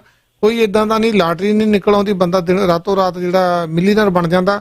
ਕੋਈ ਨਾ ਕੋਈ ਉਹ 'ਚ ਗਲਤ ਕਨੈਕਸ਼ਨ ਹੁੰਦਾ ਜਦੋਂ ਪੈਸਾ ਇਕੱਠਾ ਹੁੰਦਾ। ਲੋਕਾਂ ਨੂੰ ਗਲਤ ਗਾਈਡ ਕੀਤਾ ਜਾਂਦਾ। ਸਮਾਰਟ ਵਰਕ ਦੇ ਨਾਂ ਤੇ ਲੋਕਾਂ ਨੂੰ ਬਹੁਤ ਜ਼ਿਆਦਾ ਬੇਵਕੂਫ ਬਣਾਇਆ ਜਾਂਦਾ ਜੀ। 1000-2000 ਦਾ ਕੰਮ ਹੁੰਦਾ ਤਾਂ ਲੋਕਾਂ ਕੋਲ 30-40 ਹਜ਼ਾਰ ਡਾਲਰ ਵੀ ਚਾਰਜ ਕੀਤਾ ਜਾਂਦਾ ਵੀ ਤੁਹਾਡਾ ਕੰਮ ਹੋ ਜਾਣਾ, ਗੱਲ ਹੀ ਕੋਈ ਨਹੀਂ। ਇਦਾਂ ਦੇ ਵਰਤਾਰੇ ਜਿਹੜੇ ਆ ਸਾਡੇ ਸਮਾਜ ਦੇ ਵਿੱਚ ਬਹੁਤ ਜ਼ਿਆਦੇ ਆ। ਪਰ ਹੁਣ ਉਹਨਾਂ ਨੂੰ ਪਤਾ ਲੱਗਦਾ ਵੀ ਜਿਹੜੇ ਪਰਿਵਾਰ ਲਈ ਅਸੀਂ ਕਰ ਰਹੇ ਆ ਉਹ ਵੀ ਸਾਡੇ ਕੋਲ ਬੈਠਾ। ਕਈ ਬੰਦੇ ਤੇ ਬਾਹਰ ਹੀ ਜ਼ਿਆਦਾ ਤੁਰਦੇ ਫਿਰਦੇ ਆ ਜੀ, ਘਰ ਦੇ ਵਿੱਚ ਘੱਟ ਰਹਿੰਦੇ ਆ। ਪਰ ਹੁਣ ਉਹਨਾਂ ਨੂੰ ਆਪਦੇ ਪਰਿਵਾਰ ਦੀ ਕੀਮਤ ਦਾ ਪਤਾ ਲੱਗਦਾ ਵੀ ਨਹੀਂ ਯਾਰ, ਸਾਡੇ ਪਰਿਵਾਰ ਵਾਲੇ ਮੈਂਬਰ ਵੀ ਚੰਗੇ ਆ ਜੀ। ਢਿੱਲੋਂ ਸਾਹਿਬ ਬਿਲਕੁਲ ਟਿਵਾਣਾ ਸਾਹਿਬ ਨੇ ਜਿਹੜਾ ਸਵਾਲ ਕੀਤਾ ਉਹਦਾ ਜਿਹੜਾ ਪਹਿਲਾ ਹਿੱਸਾ ਹੈ, ਉਹ ਪਹਿਲੇ ਹਿੱਸੇ ਦੀ ਤਾਂ ਆਪਾਂ ਖਬਰ ਵਿਸਤਾਰ ਮੰਗਦੀ ਹੈ, ਉਹ ਆਪਾਂ ਅੱਗੇ ਲਵਾਂਗੇ ਖਬਰ। ਉਹਦੇ ਚ ਜਵਾਬ ਆ ਜੂ। ਕੁਝ ਹੋਰ ਸਰੋਤੇ ਜਾਂ ਸਾਡੇ ਕਾਲਰ ਹੈ ਜਿਹੜੇ ਉਹਨਾਂ ਦੇ ਵੀ ਸ਼ਾਇਦ ਉਹ ਖਰਚੇ ਹੋਣ, ਆਪਾਂ ਉਹ ਦੂਰ ਕਰਾਂਗੇ। ਲੇਕਿਨ ਜਿੱਥੋਂ ਤੱਕ ਉਹਨਾਂ ਨੇ ਕਿਹਾ ਕਿ ਜਿਹੜੇ ਪੈਸੇ ਦੀ ਹੋੜ ਹੈ ਖਤਮ ਹੋ ਜੂ, ਇਹ ਵੱਡੇ ਲੋਕਾਂ ਜੋ ਖਤਮ ਹੋਣੀ ਚਾਹੀਦੀ ਹੈ, ਇਹ ਸਮਝ ਸਾਡੀ ਸਾਰਿਆਂ ਦੀ, ਪਰ ਖਤਮ ਹੋ ਜੂ। ਮੈਂ ਇਹਦੀ ਇੱਕੋ ਮਿਸਾਲ ਦਿੰਦਾ। ਹੁਣੇ ਆਪਣਾ ਪ੍ਰੋਗਰਾਮ ਸ਼ੁਰੂ ਹੋਇਆ ਜਿਸ ਵੇਲੇ, ਉਸੇ ਵੇਲੇ ਇੱਕ ਪ੍ਰੋਗਰਾਮ ਨਿਊਜ਼ 18 ਪੰਜਾਬੀ ਜੀ, ਉਹਦੇ ਤੇ ਇੱਕ ਇੰਟਰਵਿਊ ਹੈਗੀ ਹੈ ਕੇਂਦਰੀ ਫੂਡ ਪ੍ਰੋਸੈਸਿੰਗ ਮੰਤਰੀ ਬੀਬੀ ਹਰਸਿਮਰਤ ਕੌਰ ਬਾਦਲ ਦੀ ਜੀ। ਐਂਕਰ ਯਾਦਵਿੰਦਰ ਨੇ ਉਹਨਾਂ ਨੂੰ ਸਵਾਲ ਕੀਤਾ ਕਿ ਜਿਵੇਂ ਆਮ ਲੋਕ ਦਾਨ ਪੁੰਨ ਕਰਦੇ ਹੈ, ਕਾਰਪੋਰੇਟ ਘਰਾਣੇ ਦਾਨ ਪੁੰਨ ਕਰੀ ਜਾਂਦੇ ਹੈ, ਜਿਹਦੀ ਜਿੰਨੀ ਪਹੁੰਚ ਵੀ ਹੈਗੀ ਹੈ 2-2 4-4 ਆਪਣੇ ਘਰੇ ਪ੍ਰਸ਼ਾਦੇ ਤਿਆਰ ਕਰਕੇ ਅਚਾਰ ਲੈ ਕੇ ਇਹ ਲੋਕ ਜਿਹੜੇ ਹੈਗੇ ਆ ਲੋੜਵੰਦਾਂ ਨੂੰ ਰਾਸ਼ਨ ਮੁਹੱਈਆ ਕਰਵਾਉਂਦੇ ਹੈ। ਕੀ ਲੀਡਰ ਸਿਆਸਤਦਾਨ ਵੀ ਆਪਣੀਆਂ ਜੇਬਾਂ ਦੇ ਵਿੱਚੋਂ ਕੁਝ ਦਾਨ ਪੁੰਨ ਕਰਨਗੇ? ਇਹਦੇ ਬਾਰੇ ਮੈਂ ਪੁੱਛਿਆ, ਬੀਬੀ ਜੀ ਤੁਹਾਡਾ ਦੱਸੋ ਕੀ ਹੈ, ਜਵਾਬ ਕੀ ਹੈ? ਤਾਂ ਬੀਬਾ ਜੀ ਦਾ ਜਵਾਬ ਇਹ ਸੀ, ਉਹ ਕਹਿੰਦੇ ਜੀ ਸਪੀਕਰ ਸਾਹਿਬ ਨੇ ਇਹ ਗੱਲ ਕਹੀ ਹੈ ਕਿ ਜਿੰਨੇ ਵੀ ਪਾਰਲੀਮੈਂਟ ਦੇ ਮੈਂਬਰ ਹੈ ਜਾਂ ਵਜ਼ੀਰ ਹੈ ਉਹ ਆਪਣੀ ਇੱਕ ਮਹੀਨੇ ਦੀ ਤਨਖਾਹ ਜਿਹੜੀ ਹੈ ਉਹ ਦੇਣ। ਕਹਿੰਦੇ ਜੀ ਅਸੀਂ ਦੇ ਰਹੇ ਹਾਂ ਜੀ। ਅਸੀਂ ਪ੍ਰਧਾਨ ਮੰਤਰੀ ਸਾਹਿਬ ਨੇ ਕਿਹਾ ਵੀ MP ਲੈਡ ਜਿਹੜਾ ਕੇਂਦਰ ਵੱਲੋਂ 5 ਕਰੋੜ ਰੁਪਇਆ ਮਿਲਦਾ ਹੈ ਸਾਲ ਦਾ ਹਰ ਪਾਰਲੀਮੈਂਟ ਦੇ ਮੈਂਬਰ ਨੂੰ, ਤੇ ਪ੍ਰਧਾਨ ਮੰਤਰੀ ਸਾਹਿਬ ਨੇ ਕਿਹਾ ਕਿ ਉਹਦੇ ਵਿੱਚੋਂ ਵੀ ਤੁਸੀਂ ਕੁਝ ਹਿੱਸਾ ਪਾਓ ਜੀ। ਤਾਂ ਬੀਬਾ ਜੀ ਨੇ ਕਿਹਾ ਕਿ ਜੀ ਨਾਂ ਨਹੀਂ ਲਿਆ ਉਹਨਾਂ ਨੇ ਆਪਣੇ ਪਤੀ ਦੇਵ ਦਾ, ਸੁਖਬੀਰ ਸਿੰਘ ਬਾਦਲ ਦਾ। ਕਹਿੰਦੀ ਜੀ ਭਾਵੇਂ ਸਾਡੇ ਪਿੰਡ ਵਾਲੀ ਬਾਦਲਾ ਦੀ ਗੱਲ ਵੀ ਹੈਗੀ ਹੈ, ਕਰੋੜ ਰੁਪਇਆ ਉਧਰੋਂ ਦਿੱਤਾ, ਉਹ MP ਲੈਡ ਦੇ ਵਿੱਚੋਂ ਪੈਸਾ ਦਿੱਤਾ ਹੈ, ਤੇ ਇਵੇਂ ਜਿਵੇਂ ਸਾਰੇ ਪਾਰਲੀਮੈਂਟ ਦੇ ਮੈਂਬਰ ਦੇਣਗੇ। ਉਹਦਾ ਵਿਚਾਰੇ ਜਿਹੜੇ ਤੀਜੇ ਦਰਜੇ ਦੇ ਮੁਲਾਜ਼ਮ ਹੈ, ਚੌਥੇ ਦਰਜੇ ਦੇ ਮੁਲਾਜ਼ਮ, ਉਹ ਪੈਸੇ ਤਾਂ ਉਹ ਵੀ ਦੇਈ ਜਾਂਦੇ ਹੈ। ਸਵਾਲ ਜਿਹੜਾ ਟਿਵਾਣਾ ਸਾਹਿਬ ਨੇ ਕੀਤਾ ਵੀ ਕੀ ਪੈਸੇ ਵਾਲੇ ਬੰਦਿਆਂ ਦੇ ਉੱਤੇ ਕੋਈ ਅਸਰ ਪਊਗਾ, ਮੇਰਾ ਖਿਆਲ ਹੈ ਵੀ ਮੈਨੂੰ ਇਸ ਲਿਹਾਜ਼ ਨਾਲ ਜੋ ਬੀਬਾ ਜੀ ਨੇ ਗੱਲ ਕਹੀ ਹੈ ਉਹਦਾ ਤਾਂ ਕੋਈ ਅਸਰ ਪੈਂਦਾ ਨਹੀਂ ਲੱਗਦਾ, ਕਿਉਂਕਿ ਦਾਨ ਦੇਣਾ ਹੈ, ਭੁੱਖਿਆਂ ਦੇ ਮੂੰਹ ਦੇ ਵਿੱਚ ਰੋਟੀ ਪੈਣੀ ਹੈ। ਸਿੱਖੀ ਦਾ ਅਸੂਲ ਹੈ ਕਿ ਗੁਰੂ ਕੀ ਗੋਲਕ ਗਰੀਬ ਦਾ ਮੂੰਹ, ਕਿ ਜਿਸ ਪਰਿਵਾਰ ਦੇ ਕੋਲੇ ਕਮੀ ਕੋਈ ਨਹੀਂ, ਜਿਸ ਪਰਿਵਾਰ ਦੀ ਜਿਹੜੀ ਹੈਗੀ ਹੈ ਆਪਾਂ ਦੇਖੀਏ ਕਾਰੋਬਾਰ 1970-71 ਦੇ ਵਿੱਚ ਜਿਨ੍ਹਾਂ ਦੇ ਕੋਲੇ ਸਿਰਫ 80 ਕਿੱਲੇ ਜ਼ਮੀਨ ਸੀ ਜੀ, ਤੇ ਇਸ ਵੇਲੇ ਦੁਨੀਆ ਦਾ ਕੋਈ ਵੀ ਦੇਸ਼ ਨਹੀਂ ਐਸਾ ਹੋਣਾ ਜਿਹੜੇ ਵਿਕਸਿਤ ਦੇਸ਼ ਹੈ ਜਿੱਥੇ ਉਹਨਾਂ ਦੀ ਪ੍ਰਾਪਰਟੀ ਨਾ ਹੋਵੇ। ਭਾਰਤ ਦਾ ਕੋਈ ਵੱਡਾ ਸ਼ਹਿਰ ਨਹੀਂ ਹੋਣਾ ਜਿੱਥੇ ਉਹਨਾਂ ਦੀ ਪ੍ਰਾਪਰਟੀ ਨਾ ਹੋਵੇ, ਚਾਹੇ ਉਹ ਚੰਡੀਗੜ੍ਹ ਦਾ ਸੁਖ ਵਿਲਾਸ ਹੋਵੇ, ਚਾਹੇ ਉਹ ਤੁਹਾਡਾ ਇੰਦਰਾ ਗਾਂਧੀ ਇੰਟਰਨੈਸ਼ਨਲ 에ਅਰਪੋਰਟ ਹੈ ਜਿਹੜਾ ਉਹਦੇ ਨਾਲ ਆਰਬਿਟ ਰਿਜ਼ੋਰਟ ਹੋਵੇ। ਜੇ ਉਹ ਬੀਬੀ ਵੀ ਇਹ ਗੱਲ ਕਹਿ ਰਹੀ ਹੈ ਜੀ ਵੀ ਅਸੀਂ ਆਪਣੀ ਤਨਖਾਹ ਦੇ ਦਿਆਂਗੇ, ਤਨਖਾਹ ਤਾਂ ਸਰਕਾਰੀ ਜਿਹੜੀ ਹੈਗੀ ਹੈ ਖਜ਼ਾਨੇ ਚੋਂ ਆਉਣੀ ਹੈ, ਤੇ ਉਹਨਾਂ ਨੇ ਨਾਲ ਸਫਾਈ ਦਿੱਤੀ ਹੈ ਵੀ ਇਹ ਤਨਖਾਹ ਵੀ ਸਾਡੀ ਕਮਾਈ ਹੈ। ਅਸਲ ਕਮਾਈ ਉਹ ਹੁੰਦੀ ਹੈ ਜਿਹੜੀ ਤੁਹਾਡੀ ਪ੍ਰਾਪਰਟੀ ਤੋਂ ਆਉਂਦੀ ਹੈ। ਜੇ ਤੁਸੀਂ ਕੋਈ ਕੰਮ ਕਰਦੇ ਹੋ ਉਹ ਤੁਹਾਡੀ ਉਹਨੂੰ ਨਹੀਂ ਮੈਂ ਤਨਖਾਹ ਗਿਣਦਾ। ਤਨਖਾਹ ਉਹ ਹੈ ਕਿ ਜਿਹੜੀ ਤੁਹਾਡੀ ਸਾਲ ਦੀ ਕਮਾਈ ਆਉਂਦੀ ਹੈ ਉਹਦੇ ਵਿੱਚੋਂ ਅਸੀਂ ਦਸਵੰਧ ਕੱਢਦੇ ਕਿ ਨਹੀਂ ਕੱਢਦੇ। ਇਸ ਕਰਕੇ ਮੈਨੂੰ ਨਹੀਂ ਲੱਗਦਾ ਕਿ ਕੋਈ ਬਹੁਤਾ ਅਸਰ ਪੈਣਾ ਅਮੀਰਾਂ ਤੇ ਖਾਸ ਕਰਕੇ। ਗਰੀਬ ਦਰਮਿਆਨੇ ਤਬਕੇ ਦੇ ਲੋਕਾਂ ਨੇ ਦਿਲ ਖੋਲ ਕੇ ਜਿੰਨਾ ਦੇ ਸਕਦੇ ਉਹ ਦੇਈ ਜਾਂਦੇ ਜੀ। ਬਿਲਕੁਲ ਜੀ। Best Canadian truck driving school ਵਾਲੇ ਕਹਿੰਦੇ ਜੀ ਤੁਸੀਂ ਸਾਡੇ ਕੋਲ 12 ਸਟੂਡੈਂਟ ਇੱਕੋ ਸਮੇਂ ਦੇ ਉੱਤੇ ਜਿਹੜਾ ਲੈਸਨ ਲੈ ਸਕਦੇ। 12 ਟਰੱਕ ਆ ਜੀ ਉਹਨਾਂ ਦੇ ਕੋਲ। 416 670 3173 ਤੇ best Canadian truck driving school ਦੇ ਕਰਨੈਲ ਸਿੰਘ ਨਾਲ ਗੱਲ ਕਰ ਸਕਦੇ ਹੋ। ਕਿੰਗ ਟੋਇੰਗ ਦਾ ਦਾਵਾ ਜੀ, ਕਹਿੰਦੇ ਨਾਰਥ ਅਮਰੀਕਾ ਦੇ ਵਿੱਚ ਤੁਹਾਡਾ ਟਰੱਕ ਟ੍ਰੇਲਰ ਕਿਤੇ ਵੀ ਕੋਈ ਐਕਸੀਡੈਂਟ ਹੋ ਗਿਆ ਜਾਂ ਖਰਾਬ ਹੋ ਗਿਆ, ਕੋਈ ਵੀ ਪ੍ਰੋਬਲਮ ਹੈ ਤਾਂ ਕਿੰਗ ਟੋਇੰਗ ਤੇ ਸੁੱਖਾ ਢੇਸੀ ਨਾਲ ਕਾਲ ਕਰ ਸਕਦੇ ਹੋ। 416 670 2222 ਅਕਾਲ ਸਟੀਲ ਵਾਲੇ ਜੀ ਕਹਿੰਦੇ ਜੇ ਤੁਸੀਂ ਕੋਈ ਫੈਕਟਰੀ ਬਣਾਉਣੀ ਆ, ਕੋਈ ਵਧੀਆ ਬਿਲਡਿੰਗ ਬਣਾਉਣੀ ਆ, ਗਰਾਜ ਬਣਾਉਣੀ ਆ, ਤੇ ਤੁਹਾਨੂੰ ਸਟੀਲ ਦਾ ਸਟਰਕਚਰ ਚਾਹੀਦਾ ਜੀ, ਤੇ ਅਕਾਲ ਸਟੀਲ ਤੇ ਕਾਲ ਕਰ ਸਕਦੇ ਹੋ ਜਸਵਿੰਦਰ ਸਿੰਘ ਹੋਣਾ ਨਾਲ 416 816 93 33 ਤੇ। ਆਪਾਂ ਕਾਲ ਲੈ ਲਈਏ ਜੀ, ਫਿਰ ਚੱਲਦੇ ਖਬਰਾਂ ਤੇ। ਜੀ 0190 ਸਵਾਗਤ ਹੈ ਜੀ ਤੁਹਾਡਾ।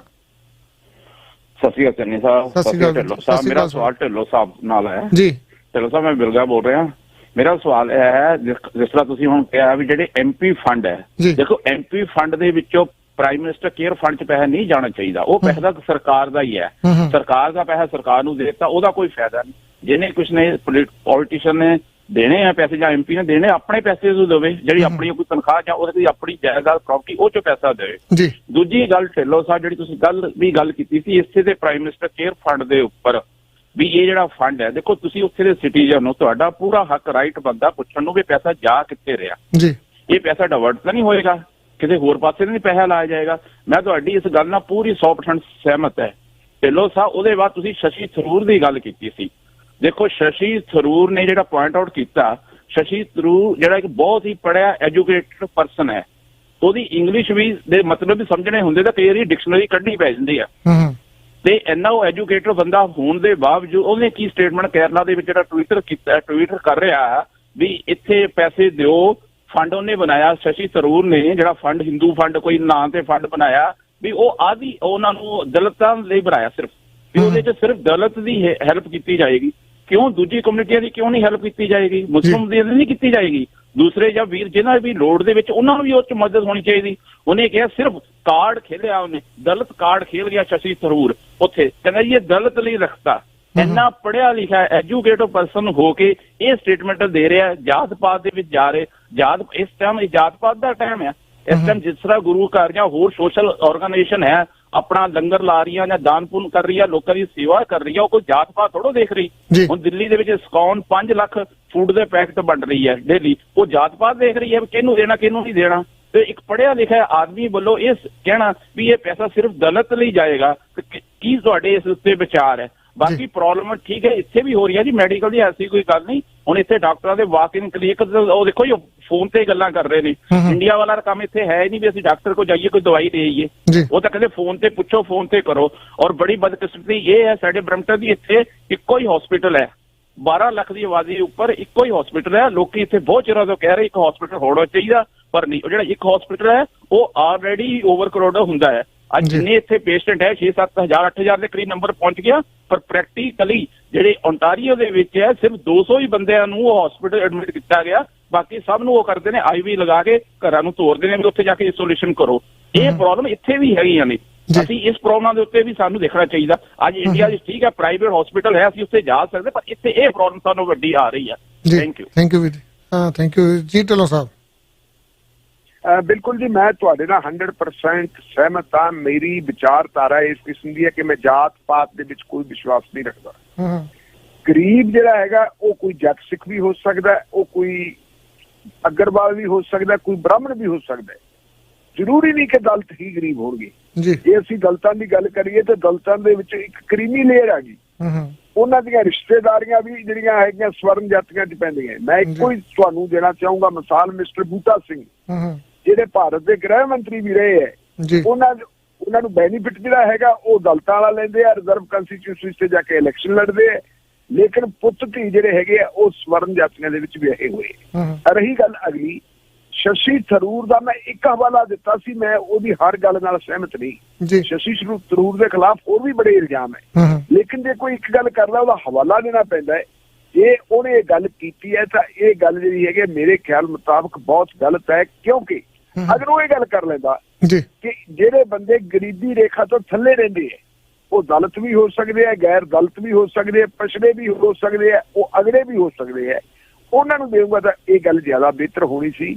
ਇਹ ਵੋਟ ਬੈਂਕ ਆ ਗਈ ਕਿਉਂਕਿ ਦਲਿਤ ਭਾਈਚਾਰੇ ਦੀ ਵੋਟ ਲੈਣੀ ਹੈ।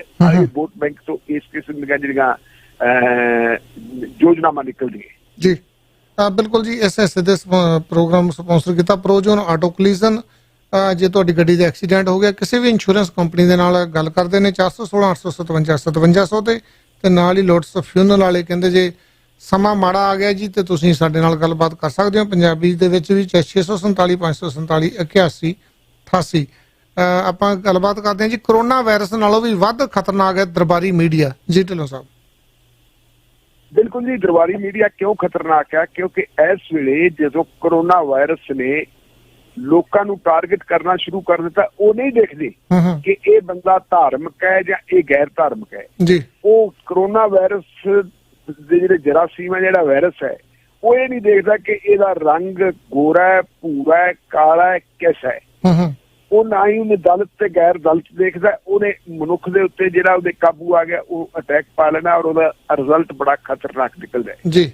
ਲੇਕਿਨ ਜਦੋਂ ਸਾਰਾ ਕੁਝ ਹੋ ਰਿਹਾ ਹੈ, ਠੀਕ ਉਸੇ ਵੇਲੇ ਨਿਜ਼ਾਮੂਦੀਨ ਵਾਲੀ ਘਟਨਾ ਦਾ ਕੱਲ ਆਪਾਂ ਜ਼ਿਕਰ ਕੀਤਾ ਸੀ ਜੀ, ਕਿ ਨਿਜ਼ਾਮੂਦੀਨ ਦੇ ਵਿੱਚ ਜਿਹੜਾ ਇੱਕ ਸਮਾਗਮ ਹੋਇਆ ਸੀ,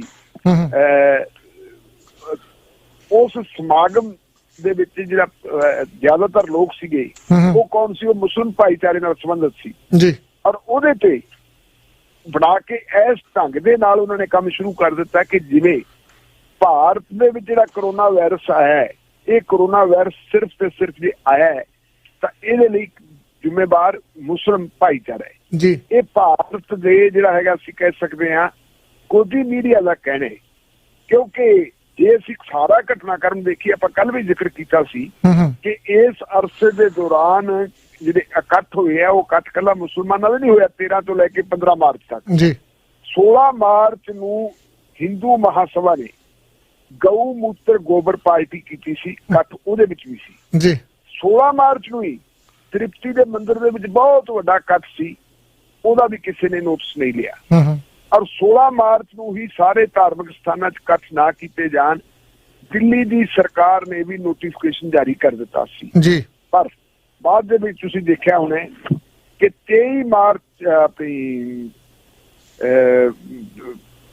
24 ਮਾਰਚ ਨੂੰ ਜਦੋਂ ਇਹ ਤਬਲੀਗੀ ਮਰਕਜ਼ ਵਾਲਿਆਂ ਨੇ ਇਹ ਸਾਰਾ ਕੁਝ ਕੀਤਾ ਤੇ ਉਹਨਾਂ ਦੀ SHO ਨਾਲ ਮੀਟਿੰਗ ਹੁੰਦੀ ਹੈ ਜੀ। SHO ਨੇ ਉਹ ਮੀਟਿੰਗ ਜਿਹੜੀ ਹੈਗੀ ਹੈ ਉਹਨੂੰ ਉਹਨਾਂ ਨੇ ਲਾਈਵ ਕੀਤਾ, ਉਹਦੀ ਵੀਡੀਓਗ੍ਰਾਫੀ ਕੀਤੀ ਔਰ ਉਹ ਦਿਖਾਇਆ। ਲੇਕਿਨ 23 ਮਾਰਚ ਨੂੰ ਹੀ ਤਾਲੀ ਤੇ ਥਾਲੀ ਦੇ ਨਾਲ ਨਾਲ ਲੋਕਾਂ ਦਾ ਹਜੂਮ ਬਾਹਰ ਆਇਆ ਤੇ ਬਾਹਰ ਆ ਕੇ ਨਾਅਰੇ ਲਾਉਂਦਾ ਜੀ। ਸਭ ਤੋਂ ਵੱਡੀ ਗੱਲ ਹੈ 25 ਮਾਰਚ ਨੂੰ ਅਯੁੱਧਿਆ ਦੇ ਵਿੱਚ ਜਿਹੜਾ ਅਯੁੱਧਿਆ 'ਚ ਮੰਦਿਰ ਵਾਲਾ ਕੇਸ ਦਾ ਫੈਸਲਾ ਕੀਤਾ, ਅਯੁੱਧਿਆ ਦੇ ਵਿਵਾਦਗ੍ਰਸਤ ਕੇਸ ਦਾ ਫੈਸਲਾ ਕੀਤਾ ਸੁਪਰੀਮ ਕੋਰਟ ਨੇ ਜੀ। ਔਰ ਸਾਰੀ ਦੀ ਸਾਰੀ ਵਿਵਾਦਿਤ ਜਗ੍ਹਾ ਜਿਹੜੀ ਹੈ ਉਹ ਮੰਦਿਰ ਨੂੰ ਦੇ ਦਿੱਤੀ ਸੀ। ਉਸ ਮੰਦਿਰ ਦੇ ਅੰਦਰ ਹੀ ਜਿਹੜਾ ਰਾਮ ਲੱਲਾ ਕਹਿੰਦੇ ਆ, ਰਾਮ ਲੱਲੇ ਦੀ ਮੂਰਤੀ ਇੱਕ ਕੰਪਲੈਕਸ ਦੇ ਵਿੱਚ, RG ਕੰਪਲੈਕਸ ਦੇ ਵਿੱਚ ਸਥਾਪਿਤ ਕੀਤੀ ਹੈ ਜੀ। ਇਕੱਠ ਉੱਥੇ ਵੀ ਹੋਇਆ ਤੇ ਉਹਦੇ ਵਿੱਚ ਕੌਣ ਸ਼ਾਮਲ ਹੁੰਦਾ ਹੈ? ਉਹਦੇ ਵਿੱਚ ਸ਼ਾਮਲ ਹੁੰਦਾ ਜੀ ਜੋਗੀ ਆਦਿੱਤਿਆਨਾਥ। ਇਹਨਾਂ ਸਾਰੀਆਂ ਗੱਲਾਂ ਨੂੰ ਛੁਪਾਇਆ ਜਾਂਦਾ ਹੈ ਔਰ ਇੱਕ ਤਰੀਕੇ ਨਾਲ ਗੋਦੀ ਮੀਡੀਆ ਦੇ ਉੱਤੇ ਜਿਹੜੀਆਂ ਡਿਬੇਟਸ ਹੋ ਰਹੀਆਂ, ਬਹਿਸਾਂ ਹੋ ਰਹੀਆਂ, ਉਹ ਬਹਿਸਾਂ ਦੇ ਵਿੱਚ ਇਹ ਦਿਖਾਇਆ ਜਾ ਰਿਹਾ ਕਿ ਜੀ ਵਾਇਰਸ ਦੇ ਲਈ ਜ਼ਿੰਮੇਵਾਰ ਜੇ ਕੋਈ ਹੈ ਸਿਰਫ ਤੇ ਸਿਰਫ ਮੁਸਲਮਾਨ। ਸੋ ਮੇਰਾ ਮੰਨਣਾ ਇਹ ਹੈ ਕਿ ਵਾਇਰਸ ਨਾਲੋਂ ਵੀ ਕਿਤੇ ਵੱਧ ਖਤਰਨਾਕ ਜਿਹੜਾ ਹੈਗਾ ਉਹ ਦਰਬਾਰੀ ਮੀਡੀਆ ਹੈ। ਜਦੋਂ ਮੀਡੀਆ ਦਰਬਾਰੀ ਕਰਨ ਲੱਗ ਜੇ ਕਿਸੇ ਦਾ, ਕਿਸੇ ਸਰਕਾਰ ਦਾ, ਕਿਸੇ ਇੱਕ ਪਾਰਟੀ ਦਾ, ਕਿਸੇ ਇੱਕ ਧਿਰ ਦੀ ਵਕਾਲਤ ਕਰਨ ਲੱਗ ਜਾਵੇ, ਤਾਂ ਮੇਰਾ ਖਿਆਲ ਹੈ ਵੀ ਉਹ ਵਾਇਰਸ ਨਾਲੋਂ ਵੀ ਜ਼ਿਆਦਾ ਖਤਰਨਾਕ ਹੈ। ਵਾਇਰਸ ਦਾ ਇਲਾਜ ਤਾਂ ਹੋ ਸਕਦਾ, ਲੇਕਿਨ ਇਹਨਾਂ ਚੀਜ਼ਾਂ ਦਾ ਇਲਾਜ ਨਹੀਂ ਹੋ ਸਕਦਾ। ਹਾਂ ਬਿਲਕੁਲ। ਢਿੱਲੋਂ ਸਾਹਿਬ ਆਪਣੇ ਨਾਲ ਕਾਲਰ ਜੁੜੇ ਜੀ ਪੰਜਾਬ ਤੋਂ ਜੀ, ਸਵਾਗਤ ਹੈ ਜੀ ਤੁਹਾਡਾ। ਸਤਿ ਸ਼੍ਰੀ ਅਕਾਲ ਜੀ। ਸਤਿ ਸ਼੍ਰੀ ਅਕਾਲ ਜੀ ਚੰਦੀ ਸਾਹਿਬ। ਸਤਿ ਸ਼੍ਰੀ ਅਕਾਲ ਜੀ, ਸਵਾਗਤ ਹੈ ਜੀ ਤੁਹਾਡਾ। ਸਤਿ ਸ਼੍ਰੀ ਅਕਾਲ ਜੀ ਢਿੱਲੋਂ ਸਾਹਿਬ। ਸਤਿ ਸ਼੍ਰੀ ਅਕਾਲ ਜੀ। ਮੇਰਾ ਸਵਾਲ ਸੀ ਜੀ ਵੀ ਕੱਲ ਕੁਝ ਲੋਕਾਂ ਨੇ ਇੱਥੇ ਕਾਂਗਰਸ ਦੇ ਕੁਝ ਅਕਾਲੀ ਲੀਡਰ ਇਧਰ ਬਠਿੰਡੇ ਏਰੀਏ ਦੇ ਵਿੱਚ ਰਾਸ਼ਨ ਵਗੈਰਾ ਦੀ ਪਹੁੰਚਾ ਰਹੇ ਸੀ ਗਰੀਬ ਬਸਤੀਆਂ ਤੱਕ। ਉਹਨਾਂ ਨੂੰ ਕਿਸੇ ਨੇ ਸਵਾਲ ਕੀਤਾ ਜੀ ਕੋਈ ਤੁਸੀਂ ਵੈਂਟੀਲੇਟਰਾਂ ਦਾ ਪ੍ਰਬੰਧ ਕਿਉਂ ਨਹੀਂ ਕਰਦੇ? ਤੇ ਵੈਂਟੀਲੇਟਰ ਉਹ ਕਹਿੰਦੇ ਜੀ ਵੈਂਟੀਲੇਟਰਾਂ ਤੋਂ ਪਹਿਲਾਂ ਤਾਂ ਜਿਹੜੇ ਹੈ ਜੀ ਰਾਸ਼ਨ ਜ਼ਰੂਰੀ ਹੈ। ਅਸੀਂ ਮੰਨਦੇ ਹਾਂ ਜੀ ਵੀ ਰਾਸ਼ਨ ਵੀ ਜ਼ਰੂਰੀ ਹੈ, ਪਰ ਵੈਂਟੀਲੇਟਰ ਹੁਣ ਤਾਂ ਸਾਡੇ ਸਿਰ ਤੇ ਆ ਪਈ ਹੈ। ਹੁਣ ਤਾਂ ਇੰਨੇ ਜਿਹੜੇ ਪੋਜ਼ਿਟਿਵ ਕੇਸ ਵੀ ਨਿਕਲੇ ਆਏ ਆ ਪੰਜਾਬ 'ਚ, ਅਜੇ ਵੀ ਵੈਂਟੀਲੇਟਰਾਂ ਦੇ ਆਪਣਾ ਹਾਲਾਤ ਵਿਗੜਨ ਤੱਕ ਉਡੀਕ ਕੀਤੀ ਜਾਊਗੀ। ਇੱਕ ਤਾਂ ਇਹ ਗੱਲ ਸੀ ਜੀ। ਦੂਜਾ ਗੱਲ ਵੀ ਕੱਲੀ ਮੁਸਲਿਮ ਕਮਿਊਨਿਟੀ ਨੂੰ ਨਹੀਂ ਟਾਰਗੇਟ ਕੀਤਾ ਜਾ ਰਿਹਾ। ਬਲਦੇਵ ਸਿੰਘ ਪਠਲਾਵੇ ਵਾਲਾ ਤੇ ਰਾਗੀ ਨਿਰਮਲ ਸਿੰਘ ਜੀ, ਉਹਨਾਂ ਕਰਕੇ ਸਿੱਖ ਕਮਿਊਨਿਟੀ ਨੂੰ ਵੀ ਟਾਰਗੇਟ ਕੀਤਾ ਜਾ ਰਿਹਾ ਹੈ ਵੀ ਮੁਸਲਮਾਨ ਤੇ ਸਿੱਖ ਹੀ ਇੰਡੀਆ ਦੇ ਵਿੱਚ ਕਰੋਨਾ ਲੈ ਕੇ ਆਏ ਹੈ ਤੇ ਇਹਨਾਂ ਦੀ ਕਿਰਿਆ ਜਿਹੜੀ ਉਹ ਨਿੱਕਾ ਕਪੂਰ ਇਹਨਾਂ ਨੂੰ ਯਾਦ ਹੀ ਨਹੀਂ ਆਪਦੀ ਜਿਹੜੀ ਪਾਰਟੀਆਂ ਕਰਦੀ ਰਹੀ ਹੈ ਜੀ। ਤੇ ਦੂਸਰੇ ਜਿਹੜੇ ਇਹਨਾਂ ਨੇ ਇਕੱਠ ਕੀਤੇ ਆ ਉਹ ਢਿੱਲੋਂ ਸਾਹਿਬ ਨੇ ਦੱਸ ਹੀ ਦਿੱਤਾ ਜੀ। ਜੀ ਬਸ ਇੰਨੀ ਗੱਲ। ਧੰਨਵਾਦ ਜੀ। ਜੀ ਢਿੱਲੋਂ ਸਾਹਿਬ, ਪਹਿਲੀ ਗੱਲ ਤਾਂ ਇਹ ਹੈ ਇੰਦਰ ਮੋਹਨ ਜੀ ਕਿ ਜਿਹੜਾ ਵੈਂਟੀਲੇਟਰ ਹੈ, ਵੈਂਟੀਲੇਟਰ ਨਾ ਕਾਂਗਰਸ ਦੇ ਵਰਕਰਾਂ ਦੇ ਤੇ ਨਾ ਹੀ ਅਕਾਲੀ ਦਲ ਦੇ ਵਰਕਰਾਂ ਦੇ ਕਿਸੇ ਦੀ ਵੀ ਪਾਕਟ ਇੰਨੀ ਇਜਾਜ਼ਤ ਨਹੀਂ ਦਿੰਦੀ ਕਿ ਉਹ ਵੈਂਟੀਲੇਟਰਾਂ ਦਾ ਪ੍ਰਬੰਧ ਕਰ ਸਕਣ। ਇਹ ਕੰਮ ਕਰਨ ਵਾਲਾ ਸਰਕਾਰਾਂ ਨੇ ਜੀ ਜੀ। ਔਰ ਵੈਂਟੀਲੇਟਰਾਂ ਦੀ ਸਥਿਤੀ ਜੇ ਤੁਸੀਂ ਦੇਖੋ, ਭਾਰਤ ਦਾ ਇੱਕ ਅਜੇ ਤੱਕ ਵਿਕਾਸਸ਼ੀਲ ਦੇਸ਼ ਹੈ, ਦੁਨੀਆ ਦਾ ਸਭ ਤੋਂ ਵਿਕਸਿਤ ਦੇਸ਼ ਨੰਬਰ 1 ਦਾ ਦੇਸ਼ ਜਿਹੜਾ ਅਮਰੀਕਾ ਕਹਾਉਂਦਾ, ਵੈਂਟੀਲੇਟਰਾਂ ਦੀ ਪ੍ਰੋਬਲਮ ਤਾਂ ਉੱਥੇ ਵੀ ਆਈ ਪਈ। ਜੀ ਜੀ। ਮੈਂ ਜਿਹੜੀ ਗੱਲ ਕਰਦਾ ਨਾ, ਤੁਸੀਂ ਤੁਹਾਡੇ ਵਿਚਾਰ ਹੋਰ ਹੈ, ਇਹ ਕਿਸੇ ਹੋਰ ਸੰਦਰਭ ਦੇ ਵਿੱਚ ਆਪਾਂ ਗੱਲ ਕਰ ਸਕਦੇ ਹਾਂ ਕਿ ਟਾਰਗੇਟ ਸਿੱਖਾਂ ਨੂੰ ਵੀ ਕੀਤਾ ਜਾਂਦਾ ਹੈ, ਲੇਕਿਨ ਮੈਂ ਗੱਲ ਗੋਦੀ ਮੀਡੀਆ ਦੀ ਕੀਤੀ ਹੈ। ਮੈਂ ਮੀਡੀਆ ਦੇ ਉੱਤੇ ਜਿਹੜੀ ਟਾਰਗੇਟ ਕੀਤਾ ਉੱਥੇ ਉਹਨਾਂ ਨੇ ਸਿੱਖਾਂ ਦਾ ਬਿਲਕੁਲ ਅਜੇ ਤੱਕ ਨਾਂ ਨਹੀਂ ਲਿਆ। ਉੱਥੇ ਜਿਹੜਾ ਨਾਂ ਲੈਂਦੇ ਆ ਉਹ ਜ਼ਿਆਦਾ ਮੁਸਲਮਾਨਾਂ ਦਾ ਲੈਂਦੇ ਹੈ। ਇਹ ਉਹਨਾਂ ਦੀ ਇੱਕ ਯੁੱਧ ਨੀਤੀ ਹੈ, ਕਿਉਂਕਿ ਉਹਨਾਂ ਨੂੰ ਪਤਾ ਹੈ ਕਿ ਸਿੱਖ ਜਿਹੜੇ ਹੈਗੇ ਹੈ ਇਹ ਹਿੰਦੂ ਭਾਈਚਾਰੇ ਦੇ ਵਿੱਚੋਂ ਜਿਹੜਾ ਹੈਗਾ ਨਿਕਲਿਆ ਹੋਇਆ ਇੱਕ ਧਰਮ ਹੈ, ਔਰ ਇਸ ਧਰਮ ਦਾ ਬਾਨੀ ਗੁਰੂ ਨਾਨਕ ਦੇਵ ਸਾਹਿਬ ਹੈ। ਔਰ ਇਹਨੂੰ ਖਾਲਸਾ ਪੰਥ ਦੇ ਰੂਪ ਵਿੱਚ ਜੇ ਕਿਸੇ ਨੇ ਤਬਦੀਲ ਕੀਤਾ ਤਾਂ ਉਹਨਾਂ ਦਾ ਨਾਮ ਸਾਹਿਬ ਸ੍ਰੀ ਗੁਰੂ ਗੋਬਿੰਦ ਸਿੰਘ ਜੀ ਹੈ। ਗੋਬਿੰਦ ਸਿੰਘ ਜੀ ਨੇ ਹੀ ਇਸ ਕੌਮ ਨੂੰ ਇੱਕ ਜਿਹੜੀ ਹੈਗੀ ਗੈਰਤਮੰਦ ਕੌਮ ਤੇ ਇੱਕ ਯੋਧਿਆਂ ਦੀ ਕੌਮ ਬਣਾਇਆ ਸੀ। ਉਹਨਾਂ ਨੇ ਕਿਹਾ ਸੀ ਕਿ ਜਦੋਂ ਅਰਜ਼ਾਂ ਅਰਜ਼ੋਈਆਂ ਦਾ ਸਾਰਾ ਸਿਲਸਿਲਾ ਖਤਮ ਹੋ ਜੇ, ਕੋਈ ਸਿੱਧੇ ਰਸਤੇ ਤੇ ਨਾ ਆਵੇ, ਗਰੀਬ ਗੁਰਬੇ ਦੇ ਉੱਤੇ ਅਤਿਆਚਾਰ ਕਰਨੋਂ ਨਾ ਹਟੇ, ਤਾਂ ਫੇਰ ਇਹ ਮਨੁੱਖ ਦਾ ਧਰਮ ਬਣਦਾ ਕਿ ਉਹ ਤਲਵਾਰ ਚੱਕੇ ਗੁਰੂ ਸਾਹਿਬ ਦਾ ਸੀ। ਇਹ ਇੰਨਾ ਕੁ ਉਹਨਾਂ ਨੂੰ ਪਤਾ, ਜਿਹੜੇ ਗੋਦੀ ਮੀਡੀਆ ਦੇ ਨਾਲ ਜਿਹੜੇ ਬੈਠ ਕੇ ਜਿਹੜੀ ਇੱਕ ਖਾਸ ਵਿਚਾਰਧਾਰਾ ਵਾਲੇ ਬੰਦੇ ਡਿਸਕਸ ਕਰ ਰਹੇ, ਉਹਨਾਂ ਨੂੰ ਪਤਾ ਕਿ ਇਹਨਾਂ ਨੂੰ ਹਲੇ ਸ਼ੇਰਨ ਦੀ ਲੋੜ ਨਹੀਂ, ਇਹਨੂੰ ਬਾਅਦ ਚ ਪਹਿਲਾਂ ਇੱਕ ਵੱਡਾ ਜਿਹੜਾ ਘੱਟ ਗਿਣਤੀ ਭਾਈਚਾਰਾ ਉਹਨੂੰ ਦਵਾ ਦਈਏ, ਫਿਰ ਇਹ ਵਾਰੀ ਸਾਡੀ ਆਉਣੀ ਹੈ। ਉਸ ਹਿਸਾਬ ਨਾਲ ਠੀਕ ਹੈ, ਲੇਕਿਨ ਜਿਹੜੀ ਮੈਂ ਹੁਣ ਗੱਲ ਕਰਦਾ, ਮੈਂ ਗੋਦੀ ਮੀਡੀਆ ਦੀ ਗੱਲ ਕਰਦਾ, ਮੈਂ RSS ਦੀ ਜਾਂ BJP ਦੀ ਗੱਲ ਨਹੀਂ ਕਰਦਾ ਜੀ, ਜਾਂ ਹਿੰਦੂਤਵ ਦੀ ਗੱਲ ਨਹੀਂ ਕਰਦਾ। ਬਿਲਕੁਲ ਜੀ। ਢਿੱਲੋਂ ਸਾਹਿਬ ਸਾਰੀਆਂ ਲਾਈਨਾਂ ਫਲੈਸ਼ ਕਰ ਰਹੀਆਂ ਜੀ, ਆਪਾਂ ਕਾਲਾਂ ਲੈ ਲਈਏ ਤੇ ਮੈਂ ਬੇਨਤੀ ਕਰਦਾ ਜੀ ਸ਼ਾਰਟ ਦੇ ਵਿੱਚ ਰੱਖਿਓ, ਕਿਉਂਕਿ ਸਾਰੀਆਂ ਲਾਈਨਾਂ ਫਲੈਸ਼ ਕਰਦੀਆਂ ਤੇ ਆਪਾਂ ਨਾਲ ਬਲਵਿੰਦਰ ਸਿੰਘ ਪੱਖੋਕੇ ਨੂੰ ਵੀ ਨਾਲ ਲੈਣਾ ਜੀ, ਉਸ ਤੋਂ ਬਾਅਦ ਪਲੀਜ਼ ਸ਼ਾਰਟ 'ਚ ਰੱਖਿਓ। ਹਾਂਜੀ ਵੀਰ ਜੀ, ਸਵਾਗਤ ਹੈ ਜੀ ਤੁਹਾਡਾ। ਹੈਲੋ। ਹਾਂਜੀ ਵੀਰ ਜੀ, ਸ਼ਾਰਟ ਰੱਖਿਓ ਪਲੀਜ਼। ਸਤਿ ਸ੍ਰੀ ਅਕਾਲ ਜੀ। ਸਤਿ ਸ੍ਰੀ ਅਕਾਲ ਜੀ। ਇਹ ਢਿੱਲੋਂ ਸਾਹਿਬ ਨੂੰ ਕਹਿਣਾ, ਜਿੱਦਾਂ ਹੁਣ ਕਹਿ ਰਹੇ ਲੋਕਾਂ ਦੇ ਇਕੱਠ ਦੀ ਗੱਲ, ਅੱਜ ਜਿਹੜਾ ਅੰਮ੍ਰਿਤਸਰ ਦੇ ਵਿੱਚ ਹੋਇਆ, ਉੱਥੇ ਦੇ ਡਿਪਟੀ ਮੇਅਰ ਜਿਹੜੇ ਕਾਂਗਰਸ ਦੇ ਸੀ, ਉਹਨਾਂ ਨੇ ਹਜ਼ਾਰਾਂ ਹੀ ਲੋਕ ਇਕੱਠੇ ਕਰ ਲਏ ਰਾਸ਼ਨ ਦਾ ਨਾਮ ਲਿਖਣ ਲਈ। ਸਿਰਫ ਰਾਸ਼ਨ ਦੇਣਾ ਨਹੀਂ ਸੀ, ਸਿਰਫ ਲਿਸਟਾਂ ਹੀ ਲੈਣੀਆਂ ਸੀ। ਉਹ ਵੀਡੀਓ ਆ ਰਹੀ ਹੈ, TV ਨਿਊਜ਼ ਚੈਨਲ ਤੇ ਵੀ ਹੈ, ਹੋਰ ਜਗ੍ਹਾ ਵੀ ਹੈ। ਉੱਥੇ ਹਜ਼ਾਰਾਂ ਲੋਕੀ ਅੰਮ੍ਰਿਤਸਰ ਇਕੱਠੇ ਕੀਤੇ ਕਾਂਗਰਸ ਨੇ ਤੇ ਡਿਪਟੀ ਮੇਅਰ ਨੇ। ਉਹ ਗੱਲ ਸਹੀ ਸੀ? ਕਿੰਨੀ ਗਲਤ ਗੱਲ ਹੈ। ਸੋਸ਼ਲ ਡਿਸਟੈਂਸ ਕਿੱਥੇ ਗਈ ਉਹਨਾਂ ਦੀ ਜੀ। Thank you. ਓਕੇ ਜੀ। ਭਾਰਤ ਜੀ, ਉੱਥੇ ਕੁਝ ਵੀ ਹੋ ਸਕਦਾ ਜੀ। ਸਵਾਗਤ ਹੈ ਵੀਰ ਜੀ ਤੁਹਾਡਾ। ਸਤਿ ਸ਼੍ਰੀ ਅਕਾਲ ਜੀ। ਹੈਲੋ। ਹਾਂਜੀ ਹਾਂਜੀ, ਦਲਬੀਰ ਸਿੰਘ ਜੀ, ਸਵਾਗਤ ਹੈ ਤੁਹਾਡਾ ਜੀ। ਸਤਿ ਸ਼੍ਰੀ ਅਕਾਲ ਸੁਖਿੰਦਰ ਸਿੰਘ, ਕੀ ਹਾਲ ਚਾਲ? ਵਧੀਆ ਜੀ ਵਧੀਆ, ਚੜ੍ਹਦੀ ਕਲਾ। ਔਨ ਏਅਰ ਜੀ ਤੁਸੀਂ? ਹਾਂਜੀ, ਚਲੋ ਜੀ, ਸਤਿ ਸ਼੍ਰੀ ਅਕਾਲ।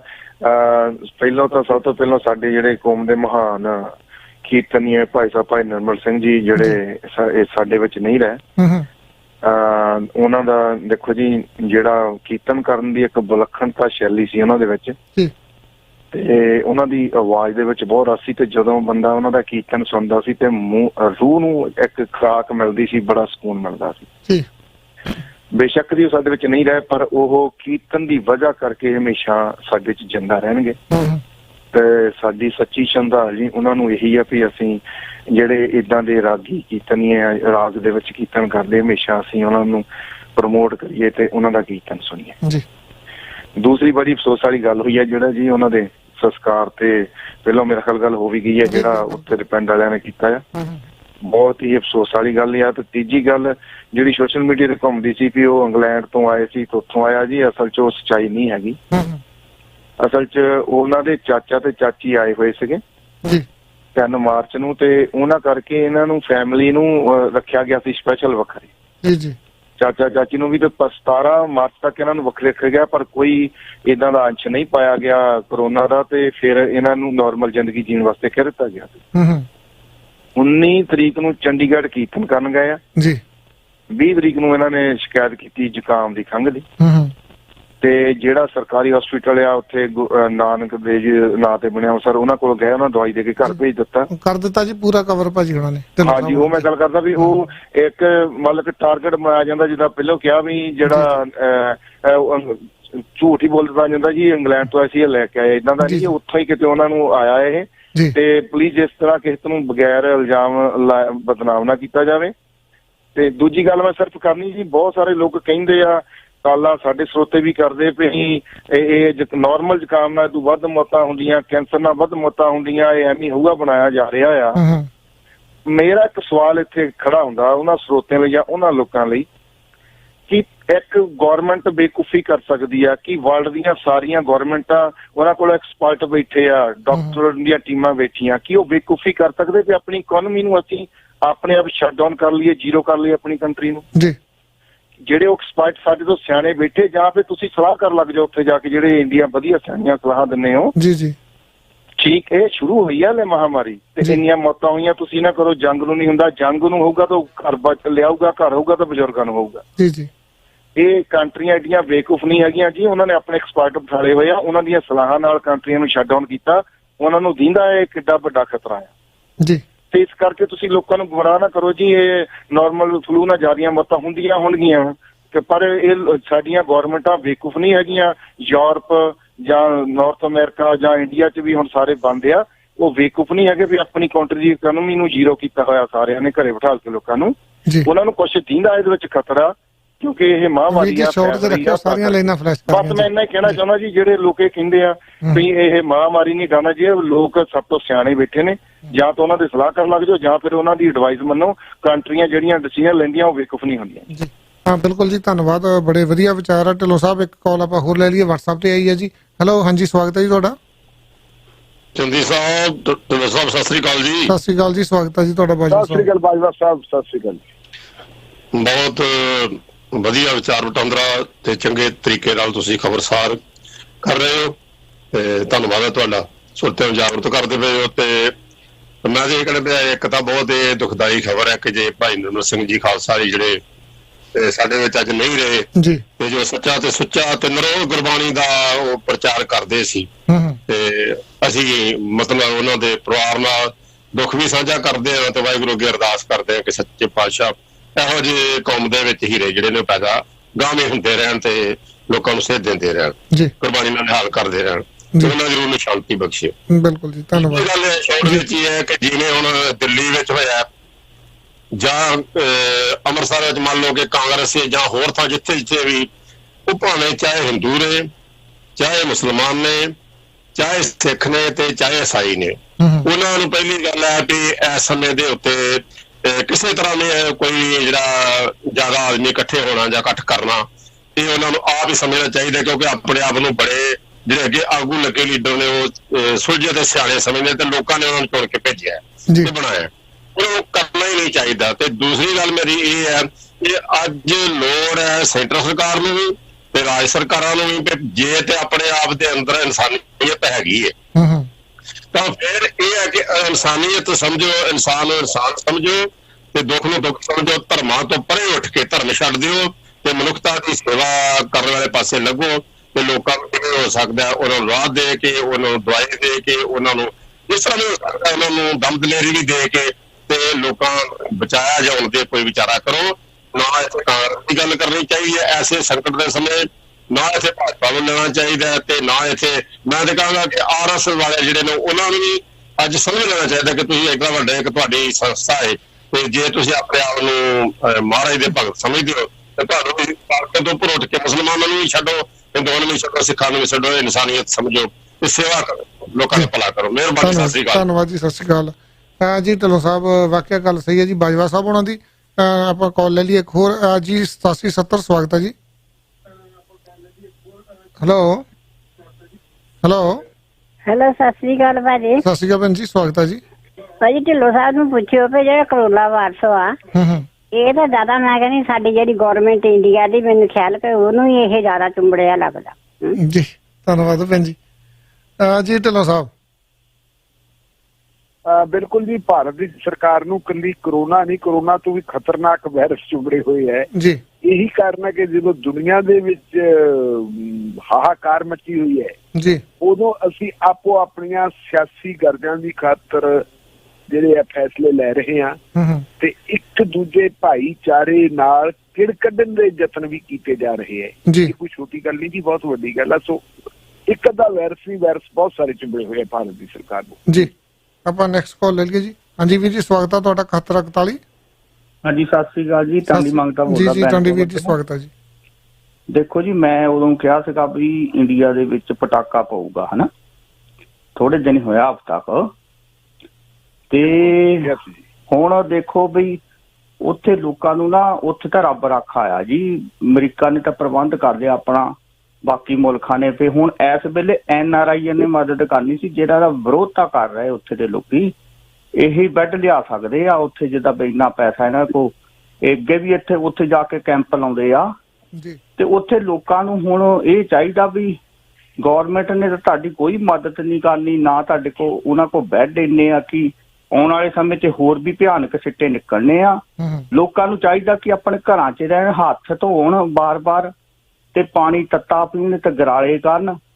ਤਾਂ ਇਕੱਠਾਂ 'ਚ ਜੇ ਪੋਲੀਟੀਸ਼ੀਅਨ ਇਕੱਠ ਕਰਦੇ ਵੀ ਆ, ਰੈਲੀਆਂ ਕਰਦੇ ਵੀ ਆ, ਕੋਈ ਬਾਬਾ ਕਰਦਾ, ਕੋਈ ਓਦਾਂ ਹੁੰਦਾ, ਉਹਨਾਂ ਰੈਲੀਆਂ ਦੇ ਵਿੱਚ ਨਾ ਜਾਣ। ਆਪਣੇ ਤੌਰ ਤੇ ਉਹ ਘਰਾਂ ਦੇ ਵਿੱਚ ਰਹਿਣ। ਆਉਣ ਵਾਲੇ ਸਮਾਂ ਬੜਾ ਉੱਥੇ, ਜਿੱਦਾਂ ਪੰਜਾਬ ਦੇ ਵਿੱਚ ਤੇ ਅਜੇ ਘੱਟ ਆ, ਤੇ ਬੰਬਈ, ਇੱਧਰ ਮਹਾਰਾਸ਼ਟਰ ਵਿੱਚ ਬਹੁਤ ਫੈਲਣ ਦੀ ਲੋੜ ਹੈ, ਕਿਉਂਕਿ ਚਾਈਨੀਜ਼ ਬਿਜ਼ਨਸ ਜਿਹੜਾ ਆ ਉਹ ਬੰਬੇ ਦੇ ਵਿੱਚ ਬਹੁਤ ਜ਼ਿਆਦਾ ਆ, ਤੇ ਉੱਥੋਂ ਬਿਮਾਰੀ ਇਹ ਸਟਾਰਟ ਹੋਈ ਆ। ਤੇ ਕਿਉਂਕਿ ਪਬਲਿਕ ਜ਼ਿਆਦਾ ਆ, ਮੈਡੀਕਲ ਜਿਹੜਾ ਸਹੂਲਤ ਉਹਨਾਂ ਤੋਂ ਹੈ ਨਹੀਂ, ਉਹ ਇਹ ਵੱਧ ਰਹੀ ਆ। ਇਹਨਾਂ ਦੇ ਲੱਛੇਦਾਰ ਭਾਸ਼ਣ ਨਹੀਂ ਆ ਮੋਦੀ ਸਾਹਿਬ ਦੇ, ਤਾਂ ਇਹਨਾਂ ਨੇ ਕਰਨਾ ਪ੍ਰਬੰਧ ਕੱਖ ਨਹੀਂ। ਇਹ ਇੰਨੇ ਆਕਸੀਜਨ ਵਾਲੇ ਤਾਂ ਉਦਾਂ ਜਦੋਂ ਕਹਿੰਦੇ ਲੁਧਿਆਣੇ ਲੈ ਜਾਓ ਮਰੀਜ਼ ਨੂੰ, ਤੇ ਉਹ ਇਹੀ ਹੁੰਦਾ ਆ, ਉਹ ਆਕਸੀਜਨ ਹੀ ਦੇਣੀ ਹੁੰਦੀ ਆ, ਤੇ ਆਕਸੀਜਨ ਦੇ ਨਾਲ ਬੰਦੇ ਠੀਕ ਹੋਈ ਜਾਂਦੇ ਆ ਮੁੜ ਕੇ। ਇੱਥੇ ਜਦੋਂ ਅਮਰੀਕਾ ਦੇ ਵਿੱਚ ਵੀ ਉਦਾਂ ਵੀ ਸਰਵਾਈਵ ਬੰਦੇ ਕਰ ਜਾਂਦੇ ਆ, ਇੱਥੇ ਸਰਵਾਈਵ ਨਹੀਂ ਕਰਨਾ। ਆਪਣੇ ਤੌਰ ਤੇ ਆਲਾ ਦੁਆਲਾ ਸਾਫ਼ ਸੁਥਰਾ ਰੱਖੋ, ਹੁਣ ਹੀ ਸਾਫ਼ ਕਰ ਲਓ। ਅੱਗੇ ਬਥੇਰਾ ਗੰਦ ਪਾਇਆ ਸੀ ਘਰਾਂ ਦੇ ਆਲੇ ਦੁਆਲੇ, ਲੋਕਾਂ ਨੇ ਆਪੇ ਹੀ। ਤੇ ਉਹ ਇਸ ਕਰਕੇ ਮੈਂ ਕਹਿੰਦਾ ਵੀ ਉੱਥੇ ਦੇ ਲੋਕਾਂ ਨੂੰ ਆਪ ਰੱਖਿਆ ਕਰਨੀ ਪੈਣੀ। ਉੱਥੇ ਰੱਬ ਰਾਖਾ ਜੀ, ਮੈਂ ਤਾਂ ਉਹਨਾਂ ਦੀ ਦੁਆ ਮੰਗਦਾ ਪੰਜਾਬ ਵਾਲਿਆਂ ਦੀ, ਵੀ ਰੱਬ ਬਚਾ ਲੂ ਤਾਂ ਬਚਾ ਲੂ, ਨਹੀਂ ਤਾਂ ਬਹੁਤ ਭਿਆਨਕ ਸਿੱਟੇ ਆਉਣ ਵਾਲੇ ਸਮੇਂ 'ਚ। ਧੰਨਵਾਦ ਵੀਰ ਜੀ। ਟਾਂਡੀ ਵੀਰ, ਤੁਹਾਡੇ ਵਿਚਾਰ ਜਾ ਚੁੱਕੇ ਜੀ, ਬਹੁਤ ਵਧੀਆ ਵਿਚਾਰ ਹੁੰਦੇ। ਵੀਰ ਜੀ, ਮੈਂ ਬੇਨਤੀ ਕਰਦਾ ਜੀ, ਆਪਣੇ ਨਾਲ ਬਲਵਿੰਦਰ ਸਿੰਘ ਪੱਖੋਕੇ ਵੀ ਜੁੜ ਚੁੱਕੇ ਆ, ਤੇ ਇੱਕ ਕਾਲ ਹੋਰ ਲੈ ਕੇ ਆਪਾਂ ਉਹਨਾਂ ਨੂੰ ਵੀ ਨਾਲ ਜੋੜਦੇ ਆ। ਜੀ ਵੀਰ ਜੀ, ਸਵਾਗਤ ਹੈ ਤੁਹਾਡਾ ਜੀ 9200। ਹਾਂਜੀ ਭਾਈ, ਸਤਿ ਸ਼੍ਰੀ ਅਕਾਲ। ਸਤਿ ਸ਼੍ਰੀ ਅਕਾਲ ਜੀ। ਹਾਂਜੀ ਭਾਜੀ, ਆਪਾਂ ਢਿੱਲੋਂ ਸਾਹਿਬ ਨੇ ਤਾਂ ਗੱਲ ਕਲੀਅਰ ਕਰ ਹੀ ਦਿੱਤੀ ਹੈ ਵੀ ਜੋ ਮੋਦੀ ਸਾਹਿਬ ਦਾ ਜਾਂ ਨਾ ਹਿੰਦੂਤਵਾਦ ਦਾ ਪਲਾਨ ਆ ਵੀ ਮੁਸਲਮਾਨਾਂ ਤੋਂ ਬਾਅਦ ਫੇਰ ਸਿੱਖਾਂ ਨੂੰ ਨਜਿੱਠਾਂਗੇ।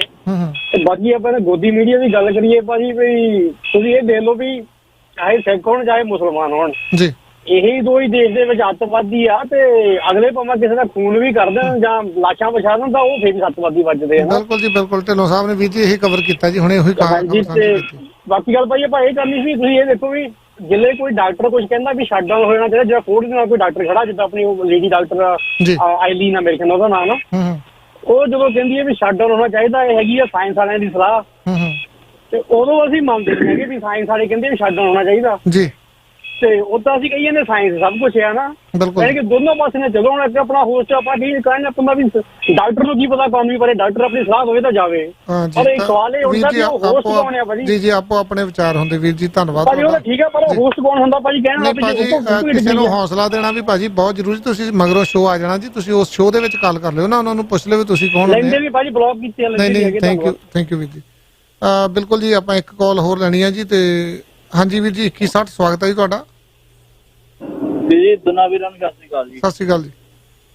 ਸਤਿ ਸ਼੍ਰੀ ਅਕਾਲ ਜੀ। ਦੋ ਕੁਆਟਨ ਸੀ, ਇੱਕ ਤਾਂ ਆਪਣੇ ਜਿਹੜੇ ਇੰਡੀਆ ਵਿੱਚ ਆਪਣੇ ਕੈਪਟਨ ਨੇ ਥੈਲੀਆਂ ਵੰਡੀਆਂ ਨੇ ਜੀ, ਉਹ ਕੱਲੀਆਂ ਥੈਲੀਆਂ ਤੇ 150 ਕਰੋੜ ਲਾਤਾ ਹੈ ਨਾ ਜੀ, ਆਪਦੀ ਫੋਟੋ ਲਾਉਣ ਕਾਰਨ ਕਰਕੇ ਹੈ ਜੀ। ਉਧਰ ਮੋਦੀ ਨੇ ਵੀ ਉਹੀ ਕੰਮ ਕੀਤਾ, ਡਰਾਮੇਬਾਜ਼ ਹੈ ਨਾ ਜੀ ਜਿਹੜਾ ਮੋਦੀ ਆ, ਤੇ ਇਹਨੇ ਵੀ ਕਿੰਨਾ ਖਰਚਾ ਕਰ ਦਿੱਤਾ, ਇਹਨਾਂ ਦੇ ਵੀ ਥੈਲੀਆਂ ਬਣਾ ਭੇਜ ਰਿਹਾ ਹੈ ਨਾ ਜੀ। ਤੇ ਇਹ ਸਾਰਾ ਕੁਝ ਵੋਟਾਂ ਦੇ ਕਾਰਨ ਹੀ ਹੁੰਦਾ ਜੀ। ਜਦੋਂ ਦੇਖੋ ਕਾਲੀਆਂ ਨੇ ਆਪਦੇ ਆਪਣੇ ਐਂਪਲੋ ਤੇ ਲਾਏ ਸੀ। ਵੀਰ ਜੀ, ਸ਼ਾਰਟ ਚ ਰੱਖਿਓ ਜੀ ਪਲੀਜ਼, ਬਿਲਕੁਲ ਜੀ, ਸ਼ਾਰਟ ਚ ਰੱਖਿਓ। ਹਾਂਜੀ ਭਾਜੀ, ਉਹਨਾਂ ਨੇ ਫੋਟੋਆਂ ਲਾਈਆਂ ਸੀ ਤੇ ਉਦੋਂ ਇਹ ਕਾਂਗਰਸੀ ਵਿਰੋਧ ਕਰਦੇ ਸੀ। ਦੂਸਰੀ ਗੱਲ ਭਾਜੀ, ਜਿਹੜੇ ਆਪਣੇ ਇਹਨਾਂ ਨੇ ਮੋਦੀ ਨੇ ਤੇ ਇਹਦੀ ਦੂਸਰੀ ਸਰਕਾਰਾਂ ਨੇ ਬਾਹਰਲੇ ਦੇਸ਼ਾਂ ਨੂੰ ਆਪਣੇ ਮਾਸਕਾਂ ਜਾਂ ਹੋਰ ਸਮਾਨ ਭੇਜਿਆ, ਇਹਨਾਂ ਕੋਲ ਆਪਦੇ ਕੋਲ ਤਾਂ ਇੱਥੇ ਹੈ ਨਹੀਂਗਾ, ਵੀ ਬਾਹਰ ਨੂੰ ਕਿਉਂ ਭੇਜੀ ਜਾਂਦੇ? ਜਿਵੇਂ ਕੀ ਕਾਰਨ, ਕਿਹੜੇ ਬੰਦੇ ਨੇ ਭੇਜਿਆ ਜੀ ਉਹ? ਹਾਂ ਬਿਲਕੁਲ ਜੀ, ਬਿਲਕੁਲ। ਧੰਨਵਾਦ ਵੀ ਜੀ। ਆਪਾਂ ਢਿੱਲੋਂ ਕੋਲੋਂ ਇਹ ਖਬਰ ਵੀ ਲੈਣੇ ਆ ਜੀ। ਢਿੱਲੋਂ ਸਾਹਿਬ 2 ਮਿੰਟ ਦੇ ਵਿੱਚ ਇਹਨੂੰ ਕਵਰ ਕਰਿਓ ਪਲੀਜ਼। ਜਿਹੜੀ ਦੇਸ਼ 'ਚ ਡਾਕਟਰ ਕਹਿੰਦੇ ਮਰ ਰਹੇ ਆ ਤਾਂ ਭਾਰਤ ਮੈਡੀਕਲ ਮਟੀਰੀਅਲ ਜਿਹੜਾ ਉਹ ਵਿਦੇਸ਼ਾਂ ਨੂੰ ਐਕਸਪੋਰਟ ਕਰ ਰਿਹਾ। ਬਿਲਕੁਲ ਜੀ, ਭਾਰਤ ਦੇ ਵਿੱਚ ਬਹੁਤ ਬੁਰੀ ਹਾਲਤ ਆ ਡਾਕਟਰਾਂ ਦੀ ਔਰ ਬਾਕੀ ਮੈਡੀਕਲ ਸਟਾਫ ਦੀ ਜਿਹੜੇ ਕੋਰੋਨਾ ਦਾ ਇਲਾਜ ਕਰ ਰਹੇ ਹੈ ਜੀ। ਬਹੁਤ ਸਾਰੇ ਡਾਕਟਰਾਂ ਨੂੰ ਤਾਂ ਇਲਾਜ ਦੇ ਦੌਰਾਨ ਜਿਹੜੇ ਕਹਿ ਸਕਦੇ ਆਪਾਂ ਕਿ ਪ੍ਰੋਟੈਕਸ਼ਨ ਪਰਸਨਲ ਪ੍ਰੋਟੈਕਸ਼ਨ ਇਕਵਿਪਮੈਂਟ ਚਾਹੀਦੇ ਹੈ, ਉਹ ਉਹਨਾਂ ਨੂੰ ਨਹੀਂ ਮਿਲ ਰਹੀ ਜੀ। ਨਤੀਜੇ ਵਜੋਂ ਉਹਨਾਂ ਡਾਕਟਰਾਂ ਨੂੰ ਜਿਹੜੇ ਰੇਨੀ ਕੋਟ ਪਾਉਣੇ ਪੈ ਰਹੇ ਹੈ, ਸਿਰਾਂ ਤੇ ਹੈਲਮਟ ਲੈਣੇ ਪੈ ਰਹੇ ਔਰ ਉਹ ਫੇਰ ਇਲਾਜ ਕਰਦੇ ਹੈ ਜੀ।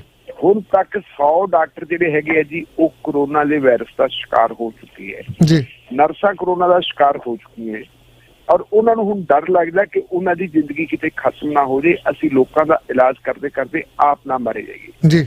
ਔਰ ਉਹ ਪ੍ਰੋਟੈਸਟ ਕਰ ਰਹੇ ਆ, ਚਾਹੇ ਉਹ ਪਟਿਆਲਾ ਹੋਵੇ, ਚਾਹੇ ਉਹ ਚੰਡੀਗੜ੍ਹ ਹੋਵੇ, ਚਾਹੇ ਉਹ ਮੱਧ ਪ੍ਰਦੇਸ਼ ਹੋਵੇ ਜਾਂ ਮਹਾਰਾਸ਼ਟਰ ਹੋਵੇ, ਥਾਂ ਥਾਂ ਪ੍ਰੋਟੈਸਟ ਕਰ ਰਹੇ ਆ ਡਾਕਟਰ ਜੀ। ਦਿੱਲੀ ਵੀ, ਔਰ ਉਹਨਾਂ ਨੂੰ ਧਮਕੀਆਂ ਦਿੱਤੀਆਂ ਜਾ ਰਹੀਆਂ। ਦਿੱਲੀ ਤਾਂ ਇਹ ਧਮਕੀ ਦਿੱਤੀ ਕਿ ਜੇ ਡਾਕਟਰਾਂ ਨੇ ਅਸਤੀਫੇ ਵੀ ਦਿੱਤੇ, ਉਹਨਾਂ ਨੇ ਸੇਵਾ ਮੁਕਤੀ ਲੈ ਲਈ ਤਾਂ ਜਿਹੜੀਆਂ ਉਹਨਾਂ ਦੀ ਰਜਿਸਟ੍ਰੇਸ਼ਨ ਰਹਿ ਗਈਆਂ ਉਹ ਖਤਮ ਕਰ ਦਿੱਤੀਆਂ ਜਾਣਗੀਆਂ ਜੀ। ਇੰਨੇ ਭੈੜੇ ਹਾਲਾਤਾਂ ਦੇ ਵਿੱਚ ਉਹਨਾਂ ਨੂੰ ਕੰਮ ਕਰਨਾ ਪੈ ਰਿਹਾ। ਲੇਕਿਨ ਜਿਵੇਂ ਕਿ ਸਾਡੇ ਸਰੋਤਿਆਂ ਨੇ ਵੀ ਕਿਹਾ, ਤੁਸੀਂ ਵੀ ਇਸ ਵਿੱਚ ਗੱਲ ਕੀਤੀ ਹੈ ਕਿ ਕਾਫੀ ਸਾਰਾ ਜਿਹੜਾ ਹੈਗਾ ਮਟੀਰੀਅਲ 24 ਮਾਰਚ ਤੱਕ ਸਾਡੇ ਦੇਸ਼ ਦੇ ਵਿੱਚੋਂ ਐਕਸਪੋਰਟ ਹੁੰਦਾ ਰਿਹਾ ਹੈ, ਜਿਹੜਾ ਲਾਈਫ ਸੇਵਿੰਗ ਸਿਸਟਮ ਹੈ ਜਿਹੜਾ ਖਾਸ ਕਰਕੇ ਡਾਕਟਰਾਂ ਨੂੰ ਚਾਹੀਦਾ ਸੀ ਇਲਾਜ ਵਾਸਤੇ ਜੀ ਜੀ। ਉਹ ਤੋਂ ਪਹਿਲਾਂ ਵਰਲਡ ਬੈਂਕ ਦੀ ਇਹ ਚੇਤਾਵਨੀ ਆ ਗਈ ਸੀ ਕਿ ਤੁਸੀਂ ਆਪੋ ਆਪਣਾ ਸਮਾਨ ਤਿਆਰ ਕਰੋ, ਇੱਕ ਮਹਾਮਾਰੀ ਆਉਣ ਵਾਲੀ ਹੈ ਜੀ। ਪਰ ਹੁਣ ਇੱਕ ਨਵੀਂ ਇਨਫੋਰਮੇਸ਼ਨ ਆ ਗਈ ਹੈ ਕਿ 29 ਮਾਰਚ ਨੂੰ ਸਰਬੀਆ ਨੂੰ ਬਹੁਤ ਵੱਡੇ ਪੱਧਰ ਦੇ ਉੱਤੇ ਇੱਕ ਜਹਾਜ਼ ਭਰ ਕੇ ਜਿਹੜਾ ਹੈਗਾ ਆਪਣਾ ਪਰਸਨਲ ਪ੍ਰੋਟੈਕਸ਼ਨ ਇਕਵਿਪਮੈਂਟ ਹੈ, ਇਹ ਉੱਥੇ ਭੇਜਿਆ ਗਿਆ ਹੈ। ਆਪਣੇ ਦੇਸ਼ ਦੇ ਵਿੱਚ ਡਾਕਟਰ ਮਰ ਰਹੇ ਹੈ, ਲੇਕਿਨ ਅਸੀਂ ਦੂਜੇ ਦੇਸ਼ਾਂ ਨੂੰ ਉਹ ਸਮਾਨ ਭੇਜ ਰਹੇ ਹਾਂ। ਕਿਹਦੇ ਕਹਿਣ ਤੇ ਭੇਜਿਆ ਜਾ ਰਿਹਾ ਹੈ? ਇਹ ਜਦੋਂ ਪੁੱਛਿਆ ਗਿਆ ਕੱਲ ਲਵ ਕੁਮਾਰ ਜਿਹੜੇ ਜੁਆਇੰਟ ਸੈਕਟਰੀ ਹੈ ਹੈਲਥ ਡਿਪਾਰਟਮੈਂਟ ਦੇ, ਔਰ ਉਹ ਆ ਕੇ ਬਰੀਫ ਕਰ ਰਹੇ ਹੈ, ਉਹਨਾਂ ਨੂੰ ਪੱਤਰਕਾਰਾਂ ਨੇ ਪੁੱਛਿਆ ਕਿ ਕਿਰਪਾ ਕਰਕੇ ਇਹ ਦੱਸੋ। ਉਹ ਕਹਿੰਦਾ ਵੀ ਮੇਰੇ ਦਾ ਧਿਆਨ ਚ ਨਹੀਂ, ਮੈਨੂੰ ਨਹੀਂ ਪਤਾ ਵੀ ਇਹ ਕਿਹਨੇ ਭੇਜਿਆ ਕਿਹਨੇ ਨਹੀਂ ਭੇਜੇ। ਲੇਕਿਨ ਭਾਰਤ ਸਰਕਾਰ ਦੇ ਬੁਲਾਰੇ ਦਾ ਆ ਗਿਆ ਕਿ ਜੋ ਕੁਛ ਹੋ ਰਿਹਾ ਸਭ ਕੁਛ ਨਿਯਮਾਂ ਮੁਤਾਬਕ ਹੋ ਰਿਹਾ ਜੀ। ਇਹਦਾ ਮਤਲਬ ਹੈ ਕਿ ਨਿਯਮਾਂ ਮੁਤਾਬਕ ਹੀ ਸਾਰੀ ਲੁੱਟ ਖਸੁੱਟ ਹੋ ਰਹੀ ਹੈ ਜੀ। ਤੁਹਾਡੇ ਆਪਣੇ ਬੰਦੇ ਮਰ ਰਹੇ ਆ, ਤੁਹਾਡੇ ਬੰਦਿਆਂ ਨੂੰ ਬਚਾਉਣ ਵਾਲੇ ਡਾਕਟਰਾਂ ਦੀਆਂ ਜ਼ਿੰਦਗੀਆਂ ਖਤਰੇ 'ਚ ਹੈ, ਲੇਕਿਨ ਤੁਸੀਂ ਜਿਹੜਾ ਹੈਗਾ ਸਮਾਨ ਇਹ ਕਹਿੰਦੇ ਹੋ ਕਿ ਅਸੀਂ ਬਾਹਰੋਂ ਮੰਗਾਵਾਂਗੇ, ਆਪਣਾ ਬਾਹਰ ਨੂੰ ਭੇਜੀ ਜਾਂਦੇ ਤੇ ਆਪਣੇ ਲੋਕਾਂ ਨੂੰ ਮਰਵਾ ਰਿਹਾ। ਮੇਰੇ ਖਿਆਲ ਵੀ ਏਦੂ ਮਿਸ ਮੈਨੇਜਮੈਂਟ ਕਿਸੇ ਦੇਸ਼ ਦੀ ਹੋਰ ਹੋ ਨਹੀਂ ਸਕਦੀ ਜਿਹੜੇ ਸਾਡੇ ਭਾਰਤ ਦੀ ਹੋ ਰਹੀ ਹੈ ਜੀ। ਬਿਲਕੁਲ ਜੀ। ਆਪਣੇ ਨਾਲ ਬਲਵਿੰਦਰ ਸਿੰਘ ਪੱਖੋ ਜੁੜ ਚੁੱਕੇ ਆ ਜੀ, ਆਪਾਂ ਕਰਦੇ ਹਾਂ ਸਵਾਗਤ ਜੀ। ਪੱਖੋ ਸਾਹਿਬ ਸਵਾਗਤ ਹੈ ਜੀ ਤੁਹਾਡਾ ਬਹੁਤ ਬਹੁਤ। ਬਹੁਤ ਸ਼ੁਕਰੀਆ ਜੀ ਚੰਦੀ ਸਾਹਿਬ, PTN 24 ਤੇ ਜਿੰਨੇ ਵੀ ਸਾਨੂੰ ਸੁਣਨ ਵਾਲੇ ਨੇ ਸਾਰਿਆਂ ਨੂੰ ਜੀ ਮੇਰੇ ਵੱਲੋਂ ਯਾਨੀ ਬਲਵਿੰਦਰ ਸਿੰਘ ਪੱਖੋ ਕੇ ਵੱਲੋਂ ਆਪ ਸਭ ਨੂੰ ਸਤਿ ਸ਼੍ਰੀ ਅਕਾਲ ਜੀ, ਨਮਸਕਾਰ।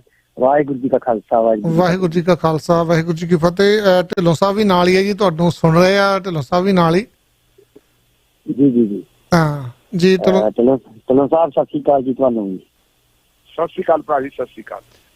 ਮੈਂ ਪੁੱਛਣਾ ਚਾਹੁੰਦਾ ਜੀ ਅੰਮ੍ਰਿਤਸਰ ਦੇ ਹਾਲਾਤ ਕਿੱਦਾਂ ਦੇ ਆ? ਜਿਹੜਾ ਭਾਈ ਨਿਰਮਲ ਸਿੰਘ ਹੁਣੀ ਵਿਛੋੜਾ ਦੇ ਗਿਆ ਜੀ, ਉਹਨਾਂ ਦੇ ਸੰਸਕਾਰ ਨੂੰ ਲੈ ਕੇ ਤੁਸੀਂ ਵੀ ਬਾਹਰ ਨਹੀਂ ਜਾ ਸਕੇ, ਕਿੱਦਾਂ ਦੇ ਹਾਲਾਤ ਆ ਉੱਥਾਂ ਦੇ? ਤੁਸੀਂ ਪ੍ਰੋਗਰਾਮ ਵੀ ਕਰਦੇ ਹੋ ਜਿਹੜਾ ਸ਼ਹੀਦ ਪਰਿਵਾਰਾਂ ਦੇ ਨਾਲ ਜਿਹੜੇ ਬੜੇ ਮਾੜੇ ਹਾਲਾਤਾਂ ਦੇ ਵਿੱਚ ਲੰਘਦੇ ਆ ਜੀ, ਇਹਨਾਂ ਪੂਰੇ ਸੰਘਰਸ਼ ਦੇ ਵਿੱਚ ਜਿਹੜੀਆਂ ਸ਼ਹੀਦੀਆਂ ਪਾਈਆਂ ਤੇ ਜਿਹੜੇ 1947 ਦੇ ਵਿੱਚ ਪਾਕਿਸਤਾਨ ਤੋਂ ਜੜ ਕੇ ਆਏ ਪਰਿਵਾਰ ਆ, ਉਹਨਾਂ ਦੇ ਨਾਲ ਵੀ ਇੰਟਰਵਿਊ ਕਰਦੇ ਹੋ। ਕਿੱਦਾਂ ਦੇ ਹਾਲਾਤ ਆ ਜੀ ਉਹਨਾਂ ਦੇ ਬਾਰੇ ਵੀ ਥੋੜੀ ਜਾਣਕਾਰੀ ਦਿਓ।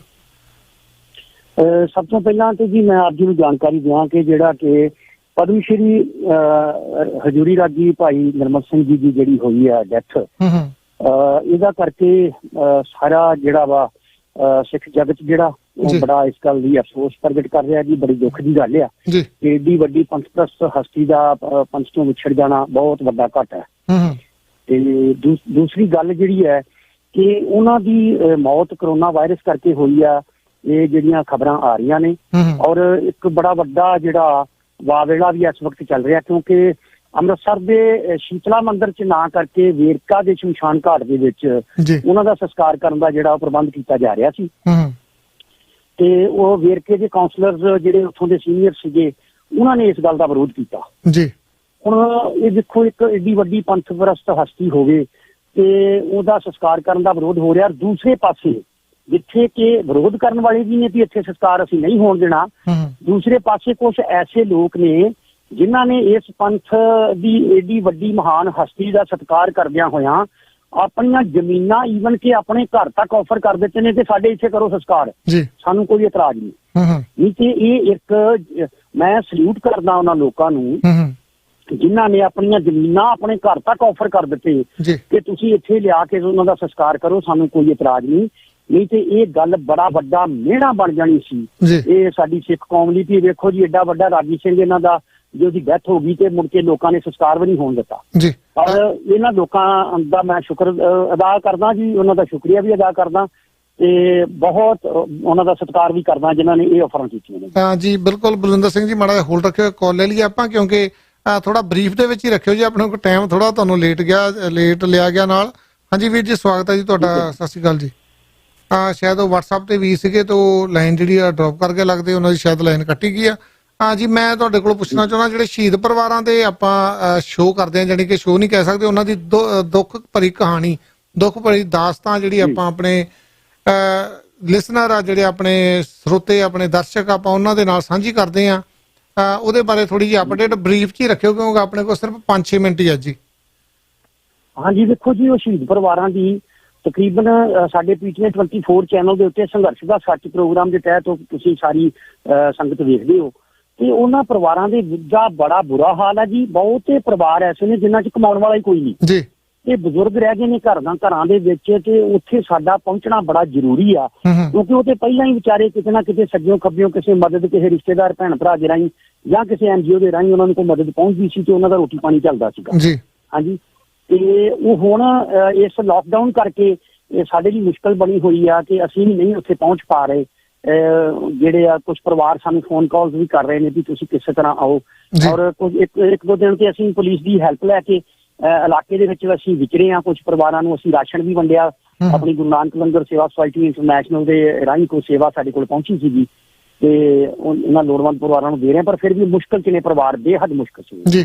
ਮੈਂ ਇੱਕ ਸਵਾਲ ਪੁੱਛਣਾ ਚਾਹੁੰਦਾ ਜੀ, ਜਿੱਦਾਂ ਹੁਣ ਆਲਮੋਸਟ 8-9 ਮਹੀਨੇ ਹੋ ਗਏ ਤੁਸੀਂ PTN 24 ਦੇ ਨਾਲ, PTN 24 ਦਾ ਹਿੱਸਾ ਹੋ, ਤੇ ਕਿੰਨਾ ਕੁ ਰਿਸਪੌਂਸ ਮਿਲ ਰਿਹਾ ਜੀ? ਸੰਗਤਾਂ, ਜਿਹੜੇ ਸਾਡੇ NRI ਵੀਰ ਆ ਭੈਣਾਂ, ਉਹਨਾਂ ਵੱਲੋਂ ਕਿੰਨਾ ਕੁ ਸਹਿਯੋਗ ਮਿਲ ਰਿਹਾ? ਜਿਹੜੇ ਸ਼ਹੀਦ ਪਰਿਵਾਰਾਂ ਦੀ ਦਾਸਤਾਨ ਤੁਸੀਂ ਉਹਨਾਂ ਦੇ ਰੂਬਰੂ ਕਰਾਉਣੇ, ਉਹਨਾਂ ਤੱਕ ਪਹੁੰਚਦੀ ਆ, ਕਾਫੀ ਕੋਈ ਉਹਨਾਂ ਦੀ ਹੈਲਪ ਹੋ ਰਹੀ ਹੈ ਜੀ?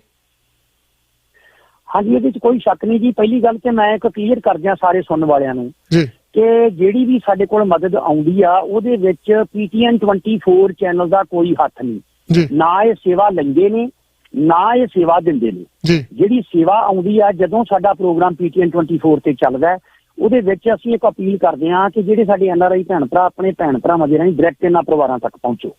ਹਾਂਜੀ, ਤੇ ਉਹ ਡਾਇਰੈਕਟ ਵੀ ਪਹੁੰਚਦੇ ਨੇ। ਪਿਛਲੇ ਦਿਨੀ ਇੱਕ ਪ੍ਰੋਗਰਾਮ PTN 24 ਤੇ ਸਾਰੀ ਸੰਗਤ ਨੇ ਵੇਖਿਆ, ਜਿੱਥੇ ਇੱਕ NRI ਵੀਰ ਸਰਦਾਰ ਨਿਰਮਲ ਸਿੰਘ ਹੋਣਾ ਨੇ ਦਿੱਤਾ ਸੀਗਾ ਜੀ 20 ਪਰਿਵਾਰਾਂ ਨੂੰ 10,000 ਰੁਪਇਆ, ਤੇ ਐਡਮਿੰਟਨ ਦੀ ਸੰਗਤ ਵੱਲੋਂ ਆਇਆ ਸੀ ਜੀ ਛੀਨਾ ਪਰਿਵਾਰ ਦੇ 3 ਪਰਿਵਾਰਾਂ ਨੂੰ 50,000 ਰੁਪਇਆ ਉਹਨਾਂ ਦਿੱਤਾ ਸੀ। ਹੁਣ ਸਾਡੇ ਲਈ ਮਾਣ ਵਾਲੀ ਗੱਲ ਆ ਕਿ ਅਸੀਂ ਆਪਣੇ ਚੈਨਲ ਦੇ ਰਾਹੀਂ ਬੜੀ ਪਾਰਦਰਸ਼ਤਾ ਤੇ ਪੂਰੀ ਇਮਾਨਦਾਰੀ ਦੇ ਨਾਲ ਸੰਗਤ ਨੂੰ ਜਦੋਂ ਅਪੀਲ ਕਰਦੇ ਹਾਂ ਤੇ ਡਾਇਰੈਕਟ ਸੰਗਤ ਪਹੁੰਚਦੀ ਆ। ਔਰ ਜੇ ਕਿਤੇ ਮੰਨ ਲਓ ਕਿਸੇ NRI ਦਾ ਭੈਣ ਭਰਾ ਮੈਨੂੰ ਸੇਵਾ ਦੇ ਜਾਂਦਾ, ਮੇਰੇ ਕੋਲ ਵੀ ਸੇਵਾ ਆਉਂਦੀ ਆ, ਮੇਰੇ ਕੋਲ ਜਦੋਂ ਸੇਵਾ ਆਉਂਦੀ ਆ ਤੇ ਅਸੀਂ ਪੂਰੀ ਪਾਰਦਰਸ਼ਤਾ ਦੇ ਨਾਲ ਸੇਵਾ ਦੇ ਕੇ ਉਸ ਪਰਿਵਾਰ ਨੂੰ, ਤੇ ਸੇਵਾ ਭੇਜਣ ਵਾਲੇ ਪਰਿਵਾਰ ਦੇ ਜਿਹੜਾ ਉਹਨਾਂ ਦਾ ਮੋਬਾਈਲ ਫੋਨ ਆ WhatsApp ਦੇ ਉੱਤੇ ਇੱਕ ਵੀਡੀਓ ਕਲਿੱਪ ਜਾਂਦਾ ਤੇ ਉਹਨਾਂ ਨੂੰ ਇੱਕ ਰਸੀਦ ਦੇ ਰੂਪ ਦੇ ਵਿੱਚ ਉਹ ਵੀਡੀਓ ਕਲਿੱਪ 'ਚ ਕਲੀਅਰ ਹੋ ਜਾਂਦਾ ਕਿ ਜਿਸ ਪਰਿਵਾਰ ਨੂੰ ਅਸੀਂ ਸੇਵਾ ਭੇਜੀ ਸੀ ਉਸ ਪਰਿਵਾਰ ਤੱਕ ਹੀ ਪਹੁੰਚ ਗਈ ਆ। ਇਸ ਕਰਕੇ ਜਦੋਂ ਦੇ PTN 24 ਤੇ ਅਸੀਂ ਲੱਗੇ ਹਾਂ ਸੰਘਰਸ਼ ਦਾ ਸੱਚ ਪ੍ਰੋਗਰਾਮ ਦੇ ਤਹਿਤ ਇਹਨਾਂ ਪਰਿਵਾਰਾਂ ਦੀ ਮਦਦ ਕਰਨ, ਤੇ ਬਹੁਤ ਜ਼ਿਆਦਾ ਸੰਗਤ ਜੁੜੀ ਆ, ਸਾਡੀ ਪਾਰਦਰਸ਼ਤਾ ਵਧੀ ਆ। ਤੇ ਉਹਦੇ ਵਿੱਚ ਸਭ ਤੋਂ ਵੱਡੀ ਗੱਲ ਵੀ ਜਿਹੜੀ ਇੱਥੇ ਸਾਡੀ ਰਜਿਸਟਰਡ ਸੰਸਥਾ ਵਾ ਕੈਨੇਡਾ ਦੀ ਗੁਰੂ ਨਾਨਕ ਲੰਗਰ ਸੇਵਾ ਸੁਸਾਇਟੀ ਇੰਟਰਨੈਸ਼ਨਲ, ਉਹ ਇੱਥੇ ਸੇਵਾ ਕਰਦੇ ਨੇ ਉਹਨਾਂ ਦੇ ਅਕਾਊਂਟ 'ਚ ਪੈਸੇ ਆਉਂਦੇ ਨੇ, ਉਹ ਉਹਨਾਂ ਦਾ ਹਿਸਾਬ ਕਿਤਾਬ ਉਹਨਾਂ ਕੋਲ ਆ, ਉਹ ਜਦੋਂ ਮਰਜ਼ੀ ਕੋਈ ਚਾਹੇ ਤੋਂ ਲੈ ਸਕਦਾ। ਜਿਹੜਾ ਮੇਰੇ ਕੋਲ ਆਉਂਦਾ, ਪਹਿਲੀ ਗੱਲ ਤੇ ਭੇਜਣ ਵਾਲੇ ਨੂੰ ਉਸੇ ਵੇਲੇ ਹੀ ਉਹਦੀ ਰਸੀਦ ਮਿਲ ਜਾਂਦੀ ਆ ਕਿ ਤੁਹਾਡੇ ਪੈਸੇ ਦਾ ਅਸੀਂ ਕੀ ਕੀਤਾ। ਫਿਰ ਵੀ ਜੇ ਕੋਈ ਸੰਗਤ ਰੂਪ ਦੇ ਵਿੱਚ ਸਾਡੇ ਇਹ ਸਵਾਲ ਕਰੇ ਕਿ ਤੁਹਾਡੇ ਕੋਲ ਜੇ ਕੋਈ ਸੇਵਾ ਆਈ ਆ ਤੇ ਦੱਸੋ ਉਹਦਾ ਕੀ ਕੀਤਾ, ਤੇ ਇੱਕ ਪੈਸੇ ਦਾ ਸਾਡੇ ਕੋਲ ਹਿਸਾਬ ਹੈ। ਜਦੋਂ ਮਰਜ਼ੀ ਲਾਈਵ ਬਹਿ ਜਾਣ PTN 24 ਤੇ, ਜਾਂ ਇੰਡੀਆ 'ਚ ਬਹਿ ਜਾਣ, ਕੈਨੇਡਾ 'ਚ ਬਹਿ ਜਾਣ, 1 ਰੁਪਈਏ ਦਾ ਹਿਸਾਬ ਹੈ ਸਾਡੇ ਕੋਲ ਤੇ ਅਸੀਂ ਉਹ ਦੇ ਸਕਦੇ ਹਾਂ। ਸਤਿਗੁਰੂ ਕਿਰਪਾ ਕਰਨ, ਇਹ ਇਮਾਨਦਾਰੀ ਤੇ ਪਾਰਦਰਸ਼ਤਾ ਇਸੇ ਤਰ੍ਹਾਂ ਬਣੀ ਰਹੇਗੀ। ਬਿਲਕੁਲ ਜੀ, ਤੁਹਾਡਾ ਧੰਨਵਾਦ ਆ। ਤੁਸੀਂ ਸੰਗਤਾਂ ਤੱਕ ਜਿਹੜੇ ਪਰਿਵਾਰ ਦੁਖੀ ਨੇ, ਜਿਨ੍ਹਾਂ ਦੀ ਕਿਸੇ ਨੇ ਸਾਰ ਨਹੀਂ ਲਈ, ਉਸ ਪਰਿਵਾਰਾਂ ਦੀ ਸਾਰ ਲੈ ਰਹੇ ਹੋ ਤੁਸੀਂ। ਨਾਲ ਗੁਰੂ ਨਾਨਕ ਲੰਗਰ ਸੇਵਾ ਸੁਸਾਇਟੀ ਇੰਟਰਨੈਸ਼ਨਲ ਦੇ ਭਾਈ ਮਨਜੀਤ ਸਿੰਘ ਹੋਣੀ। ਅਸੀਂ ਤਾਂ ਇੱਕ ਜਰੀਆ ਜੀ PTN 24। ਅਸੀਂ ਤੁਹਾਡੇ ਨਾਲ ਪਹਿਲਾਂ ਵੀ ਵਾਅਦਾ ਕੀਤਾ ਸੀਗਾ, ਅਸੀਂ ਕਿਸੇ ਦੇ ਕੋਲੋਂ ਪੈਸੇ ਲੈਣੇ ਨਹੀਂ, ਅਸੀਂ ਕਿਸੇ ਨੂੰ ਪੈਸੇ ਦੇਣੇ ਨਹੀਂ ਗੇ, ਕਿਉਂਕਿ ਜਦੋਂ ਇਸ ਕੰਮ ਦੇ ਵਿੱਚ ਆ ਜਾਂਦੇ ਹੋ ਹਮੇਸ਼ਾ ਜਿਹੜੀ ਆ ਉਂਗਲਾ ਤੁਹਾਡੇ ਵੱਲ ਨੂੰ ਵੀ ਉੱਠ ਪੈਂਦੀ ਆ, ਕਹਿਣਾ ਸ਼ਾਇਦ ਇਹ ਪੈਸੇ ਖਾਂਦੇ ਹੋਣ, ਕਿਉਂਕਿ ਕਈ ਚੈਨਲ ਜਿਹੜੇ ਆ ਉਹ ਇਦਾਂ ਦੇ ਬੜੇ ਕਈ ਮਿਲੀਅਨ ਡਾਲਰ ਤੱਕ ਪਹੁੰਚ ਜਾਂਦੇ ਆ ਜੀ, ਆਪਣਾ ਨਾਂ ਦੇ ਦੇ ਕੇ ਤਾਂ ਆਪ ਹੀ ਉਹ ਢਿੱਡ ਭਰ ਲੈਂਦੇ ਆ ਜੀ। ਹਾਂਜੀ ਬਿਲਕੁਲ ਜੀ, ਮੈਂ ਇੱਕ ਗੱਲ ਕਲੀਅਰ ਕਰ ਦਿਆਂ ਕਿ PTN 24 ਚੈਨਲ ਤੋਂ ਪਹਿਲਾਂ ਮੈਂ ਇੱਕ ਹੋਰ ਕੈਨੇਡਾ ਦੇ TV ਚੈਨਲ ਲਈ ਕੰਮ ਕਰਦਾ ਸੀ ਜੀ, ਔਰ ਉਸ ਚੈਨਲ ਨੇ ਆਪਣਾ ਇੱਕ ਟਰਸਟ ਬਣਾ ਕੇ ਉਹਦੇ ਵਿੱਚ ਹਜ਼ਾਰਾਂ ਲੱਖਾਂ ਡਾਲਰ ਸੰਗਤ ਨੇ ਪਾਏ ਨਾ ਸ਼ਹੀਦ ਪਰਿਵਾਰਾਂ ਦੇ ਲਈ, ਜਿਹਦੇ ਵਿੱਚੋਂ ਉਹਨਾਂ ਨੇ 5000 ਪੰਜਾਂ ਪਰਿਵਾਰਾਂ ਨੂੰ ਦਿੱਤਾ, ਪ੍ਰਤੀ ਪਰਿਵਾਰ 5000 ਯਾਨੀ ਕਿ 25000 ਇੱਕ ਦਿੱਤਾ, ਤੇ 25000 ਰੁਪਇਆ ਉਹਨਾਂ ਨੇ ਇੱਕ ਸ਼ਹੀਦ ਸਿੰਘਾਂ ਦੀ ਮਾਤਾ ਹਰਬੰਸ ਕੌਰ ਜੱਜੀਆਣੀ ਦੇ ਭੋਗ ਦੇ ਲਈ 25000 ਰੁਪਇਆ ਮੈਨੂੰ ਭੇਜਿਆ ਸੀ। ਟੋਟਲ 4 ਸਾਲ ਮੈਂ ਉਸ ਚੈਨਲ ਤੇ ਕੰਮ ਕੀਤਾ ਜੀ, ਤੇ 4 ਸਾਲਾਂ ਚ 50000 ਰੁਪਇਆ ਆਇਆ ਸ਼ਹੀਦ ਪਰਿਵਾਰਾਂ ਨੂੰ। ਤੇ ਮੈਨੂੰ ਪਤਾ ਲੱਗਾ ਕਿ ਅੱਜ ਉਹ ਸਕਰੋਲਿੰਗ ਚਲਾ ਰਹੇ ਨੇ ਕਿ ਸਾਡਾ ਹੋਸਟ ਨਹੀਂਗਾ ਇਹ ਬਲਵੰਦਰ ਸਿੰਘ ਪੱਖੋ ਕੇ ਨੂੰ ਕੋਈ ਪੈਸਾ ਨਾ ਭੇਜਿਆ ਜਾਵੇ। ਮੈਂ ਕਹਿੰਦਾ ਵੀ ਉਹ ਇਹ ਸਕਰੋਲਿੰਗ ਚਲਾਉਣ ਕਿ ਜਿਹੜਾ ਟਰਸਟ ਉਹ ਥੱਲੇ ਲਿਖਦੇ ਸੀਗੇ, ਅੱਜ ਵੀ YouTube ਦੇ ਉੱਤੇ ਜਿਹੜੀਆਂ ਉਹਨਾਂ ਦੀਆਂ ਸਟੋਰੀਜ਼ ਦੇਖ ਲਓ, ਉਹ ਇਹ ਥੱਲੇ ਸਕਰੋਲਿੰਗ ਚਲਾਉਣ ਕਿ ਉਸ ਟਰਸਟ ਦੇ ਵਿੱਚ ਵੀ ਕੋਈ ਵੀ ਪੈਸਾ ਪਾਉਣ ਦੀ ਲੋੜ ਨਹੀਂ। ਅਜੇ ਪਿਛਲੇ ਦਿਨੀ ਕੈਨੇਡਾ ਦੀ ਇੱਕ ਬੀਬੀ ਨੇ $500 ਗਲਤੀ ਨਾਲ ਮੇਰੀ ਸ਼ਕਲ ਵੇਖ ਕੇ ਉਸ ਟਰਸਟ 'ਚ ਪਾਤਾ, ਤੇ ਫਿਰ ਉਸ ਚੈਨਲ ਦੇ ਮੁਖੀ ਨਾਲ ਮੇਰੀ ਗੱਲ ਹੋਈ, ਉਹਨਾਂ ਕਿਹਾ ਜੀ ਕੋਈ ਗੱਲ ਨਹੀਂ, ਅਸੀਂ ਤੁਹਾਨੂੰ $500 ਭੇਜ ਦਿੰਦੇ ਆ ਜਾਂ ਉਸ ਪਰਿਵਾਰ ਤੱਕ ਪਹੁੰਚਾ ਦਿੰਦੇ ਆ। ਉਹਨਾਂ ਨਾ ਤੇ ਉਹ $500 ਸਾਨੂੰ ਦਿੱਤਾ ਤੇ ਨਾ ਉਸ ਪਰਿਵਾਰ ਨੂੰ ਦਿੱਤਾ, ਤੇ ਪਰਿਵਾਰ ਉਹ ਇੰਨਾ ਜ਼ਿਆਦਾ ਨੀਡੀ ਸੀਗੀ, ਚੰਦੀ ਸਾਹਿਬ ਘਰ ਨਲਕਾ ਵੀ ਨਹੀਂ ਸੀ ਉਹਨਾਂ ਦੀ। ਰਾਮਗੜੀਆ ਬਰਾਦਰੀ ਦਾ ਉਹ ਪਰਿਵਾਰ ਸੀਗਾ ਬਟਾਲੇ ਦੇ ਲਾਗੇ, ਤੇ ਉਹ $500 ਦਾ ਉਹਨਾਂ ਨੇ ਕੀ ਕੀਤਾ ਕੀ ਨਹੀਂ ਕੀਤਾ, ਅੱਜ ਉਹ ਸਕਰੋਲਿੰਗ ਚਲਾ ਕੇ ਉਹ ਪਤਾ ਨਹੀਂ ਕੀ ਸਾਬਤ ਕਰਨਾ ਚਾਹੁੰਦੇ ਆ। ਬਲਵਿੰਦਰ ਸਿੰਘ ਜੀ 4 ਸਾਲ ਉਹਨਾਂ ਲੱਖਾਂ ਡਾਲਰ ਖਾਦੇ ਨੇ ਸ਼ਹੀਦਾਂ ਦੇ ਨਾਂ ਤੇ। ਮਾਫ ਕਰਨਾ ਜੀ, ਆਪਾਂ ਲੇਟ ਜੁੜੇ, ਆਪਣਾ ਸਮਾਂ ਜਿਹੜਾ ਪ੍ਰੋਗਰਾਮ ਦਾ ਸਮਾਪਤ ਹੋ ਗਿਆ, ਤੇ ਪਰਮਜੀਤ ਸਿੰਘ ਜੱਜ ਹੁਣੀ ਜਿਹੜੇ ਸਟੂਡੀਓ 'ਚ ਆ ਚੁੱਕੇ ਆ, ਤੁਹਾਨੂੰ ਵੀ ਤੇ ਬਲਵਿੰਦਰ ਢਿੱਲੋਂ ਸਾਹਿਬ ਉਹਨਾਂ ਨੂੰ ਵੀ ਬਹੁਤ ਬਹੁਤ ਧੰਨਵਾਦ ਜੀ। ਸਾਰੇ ਦਰਸ਼ਕਾਂ ਨੂੰ ਪਿਆਰ ਭਰੀ ਸਤਿ ਸ਼੍ਰੀ ਅਕਾਲ। ਕੱਲ ਨੂੰ ਚਾਹਿਆ ਤੇ ਪ੍ਰਮਾਤਮਾ ਨੇ ਫਿਰ ਮਿਲਾਂਗੇ ਜੀ। ਤੁਹਾਡਾ ਵੀ ਬਹੁਤ ਬਹੁਤ ਧੰਨਵਾਦ। ਬਿਲਕੁਲ ਜੀ, ਧੰਨਵਾਦ ਜੀ, ਧੰਨਵਾਦ।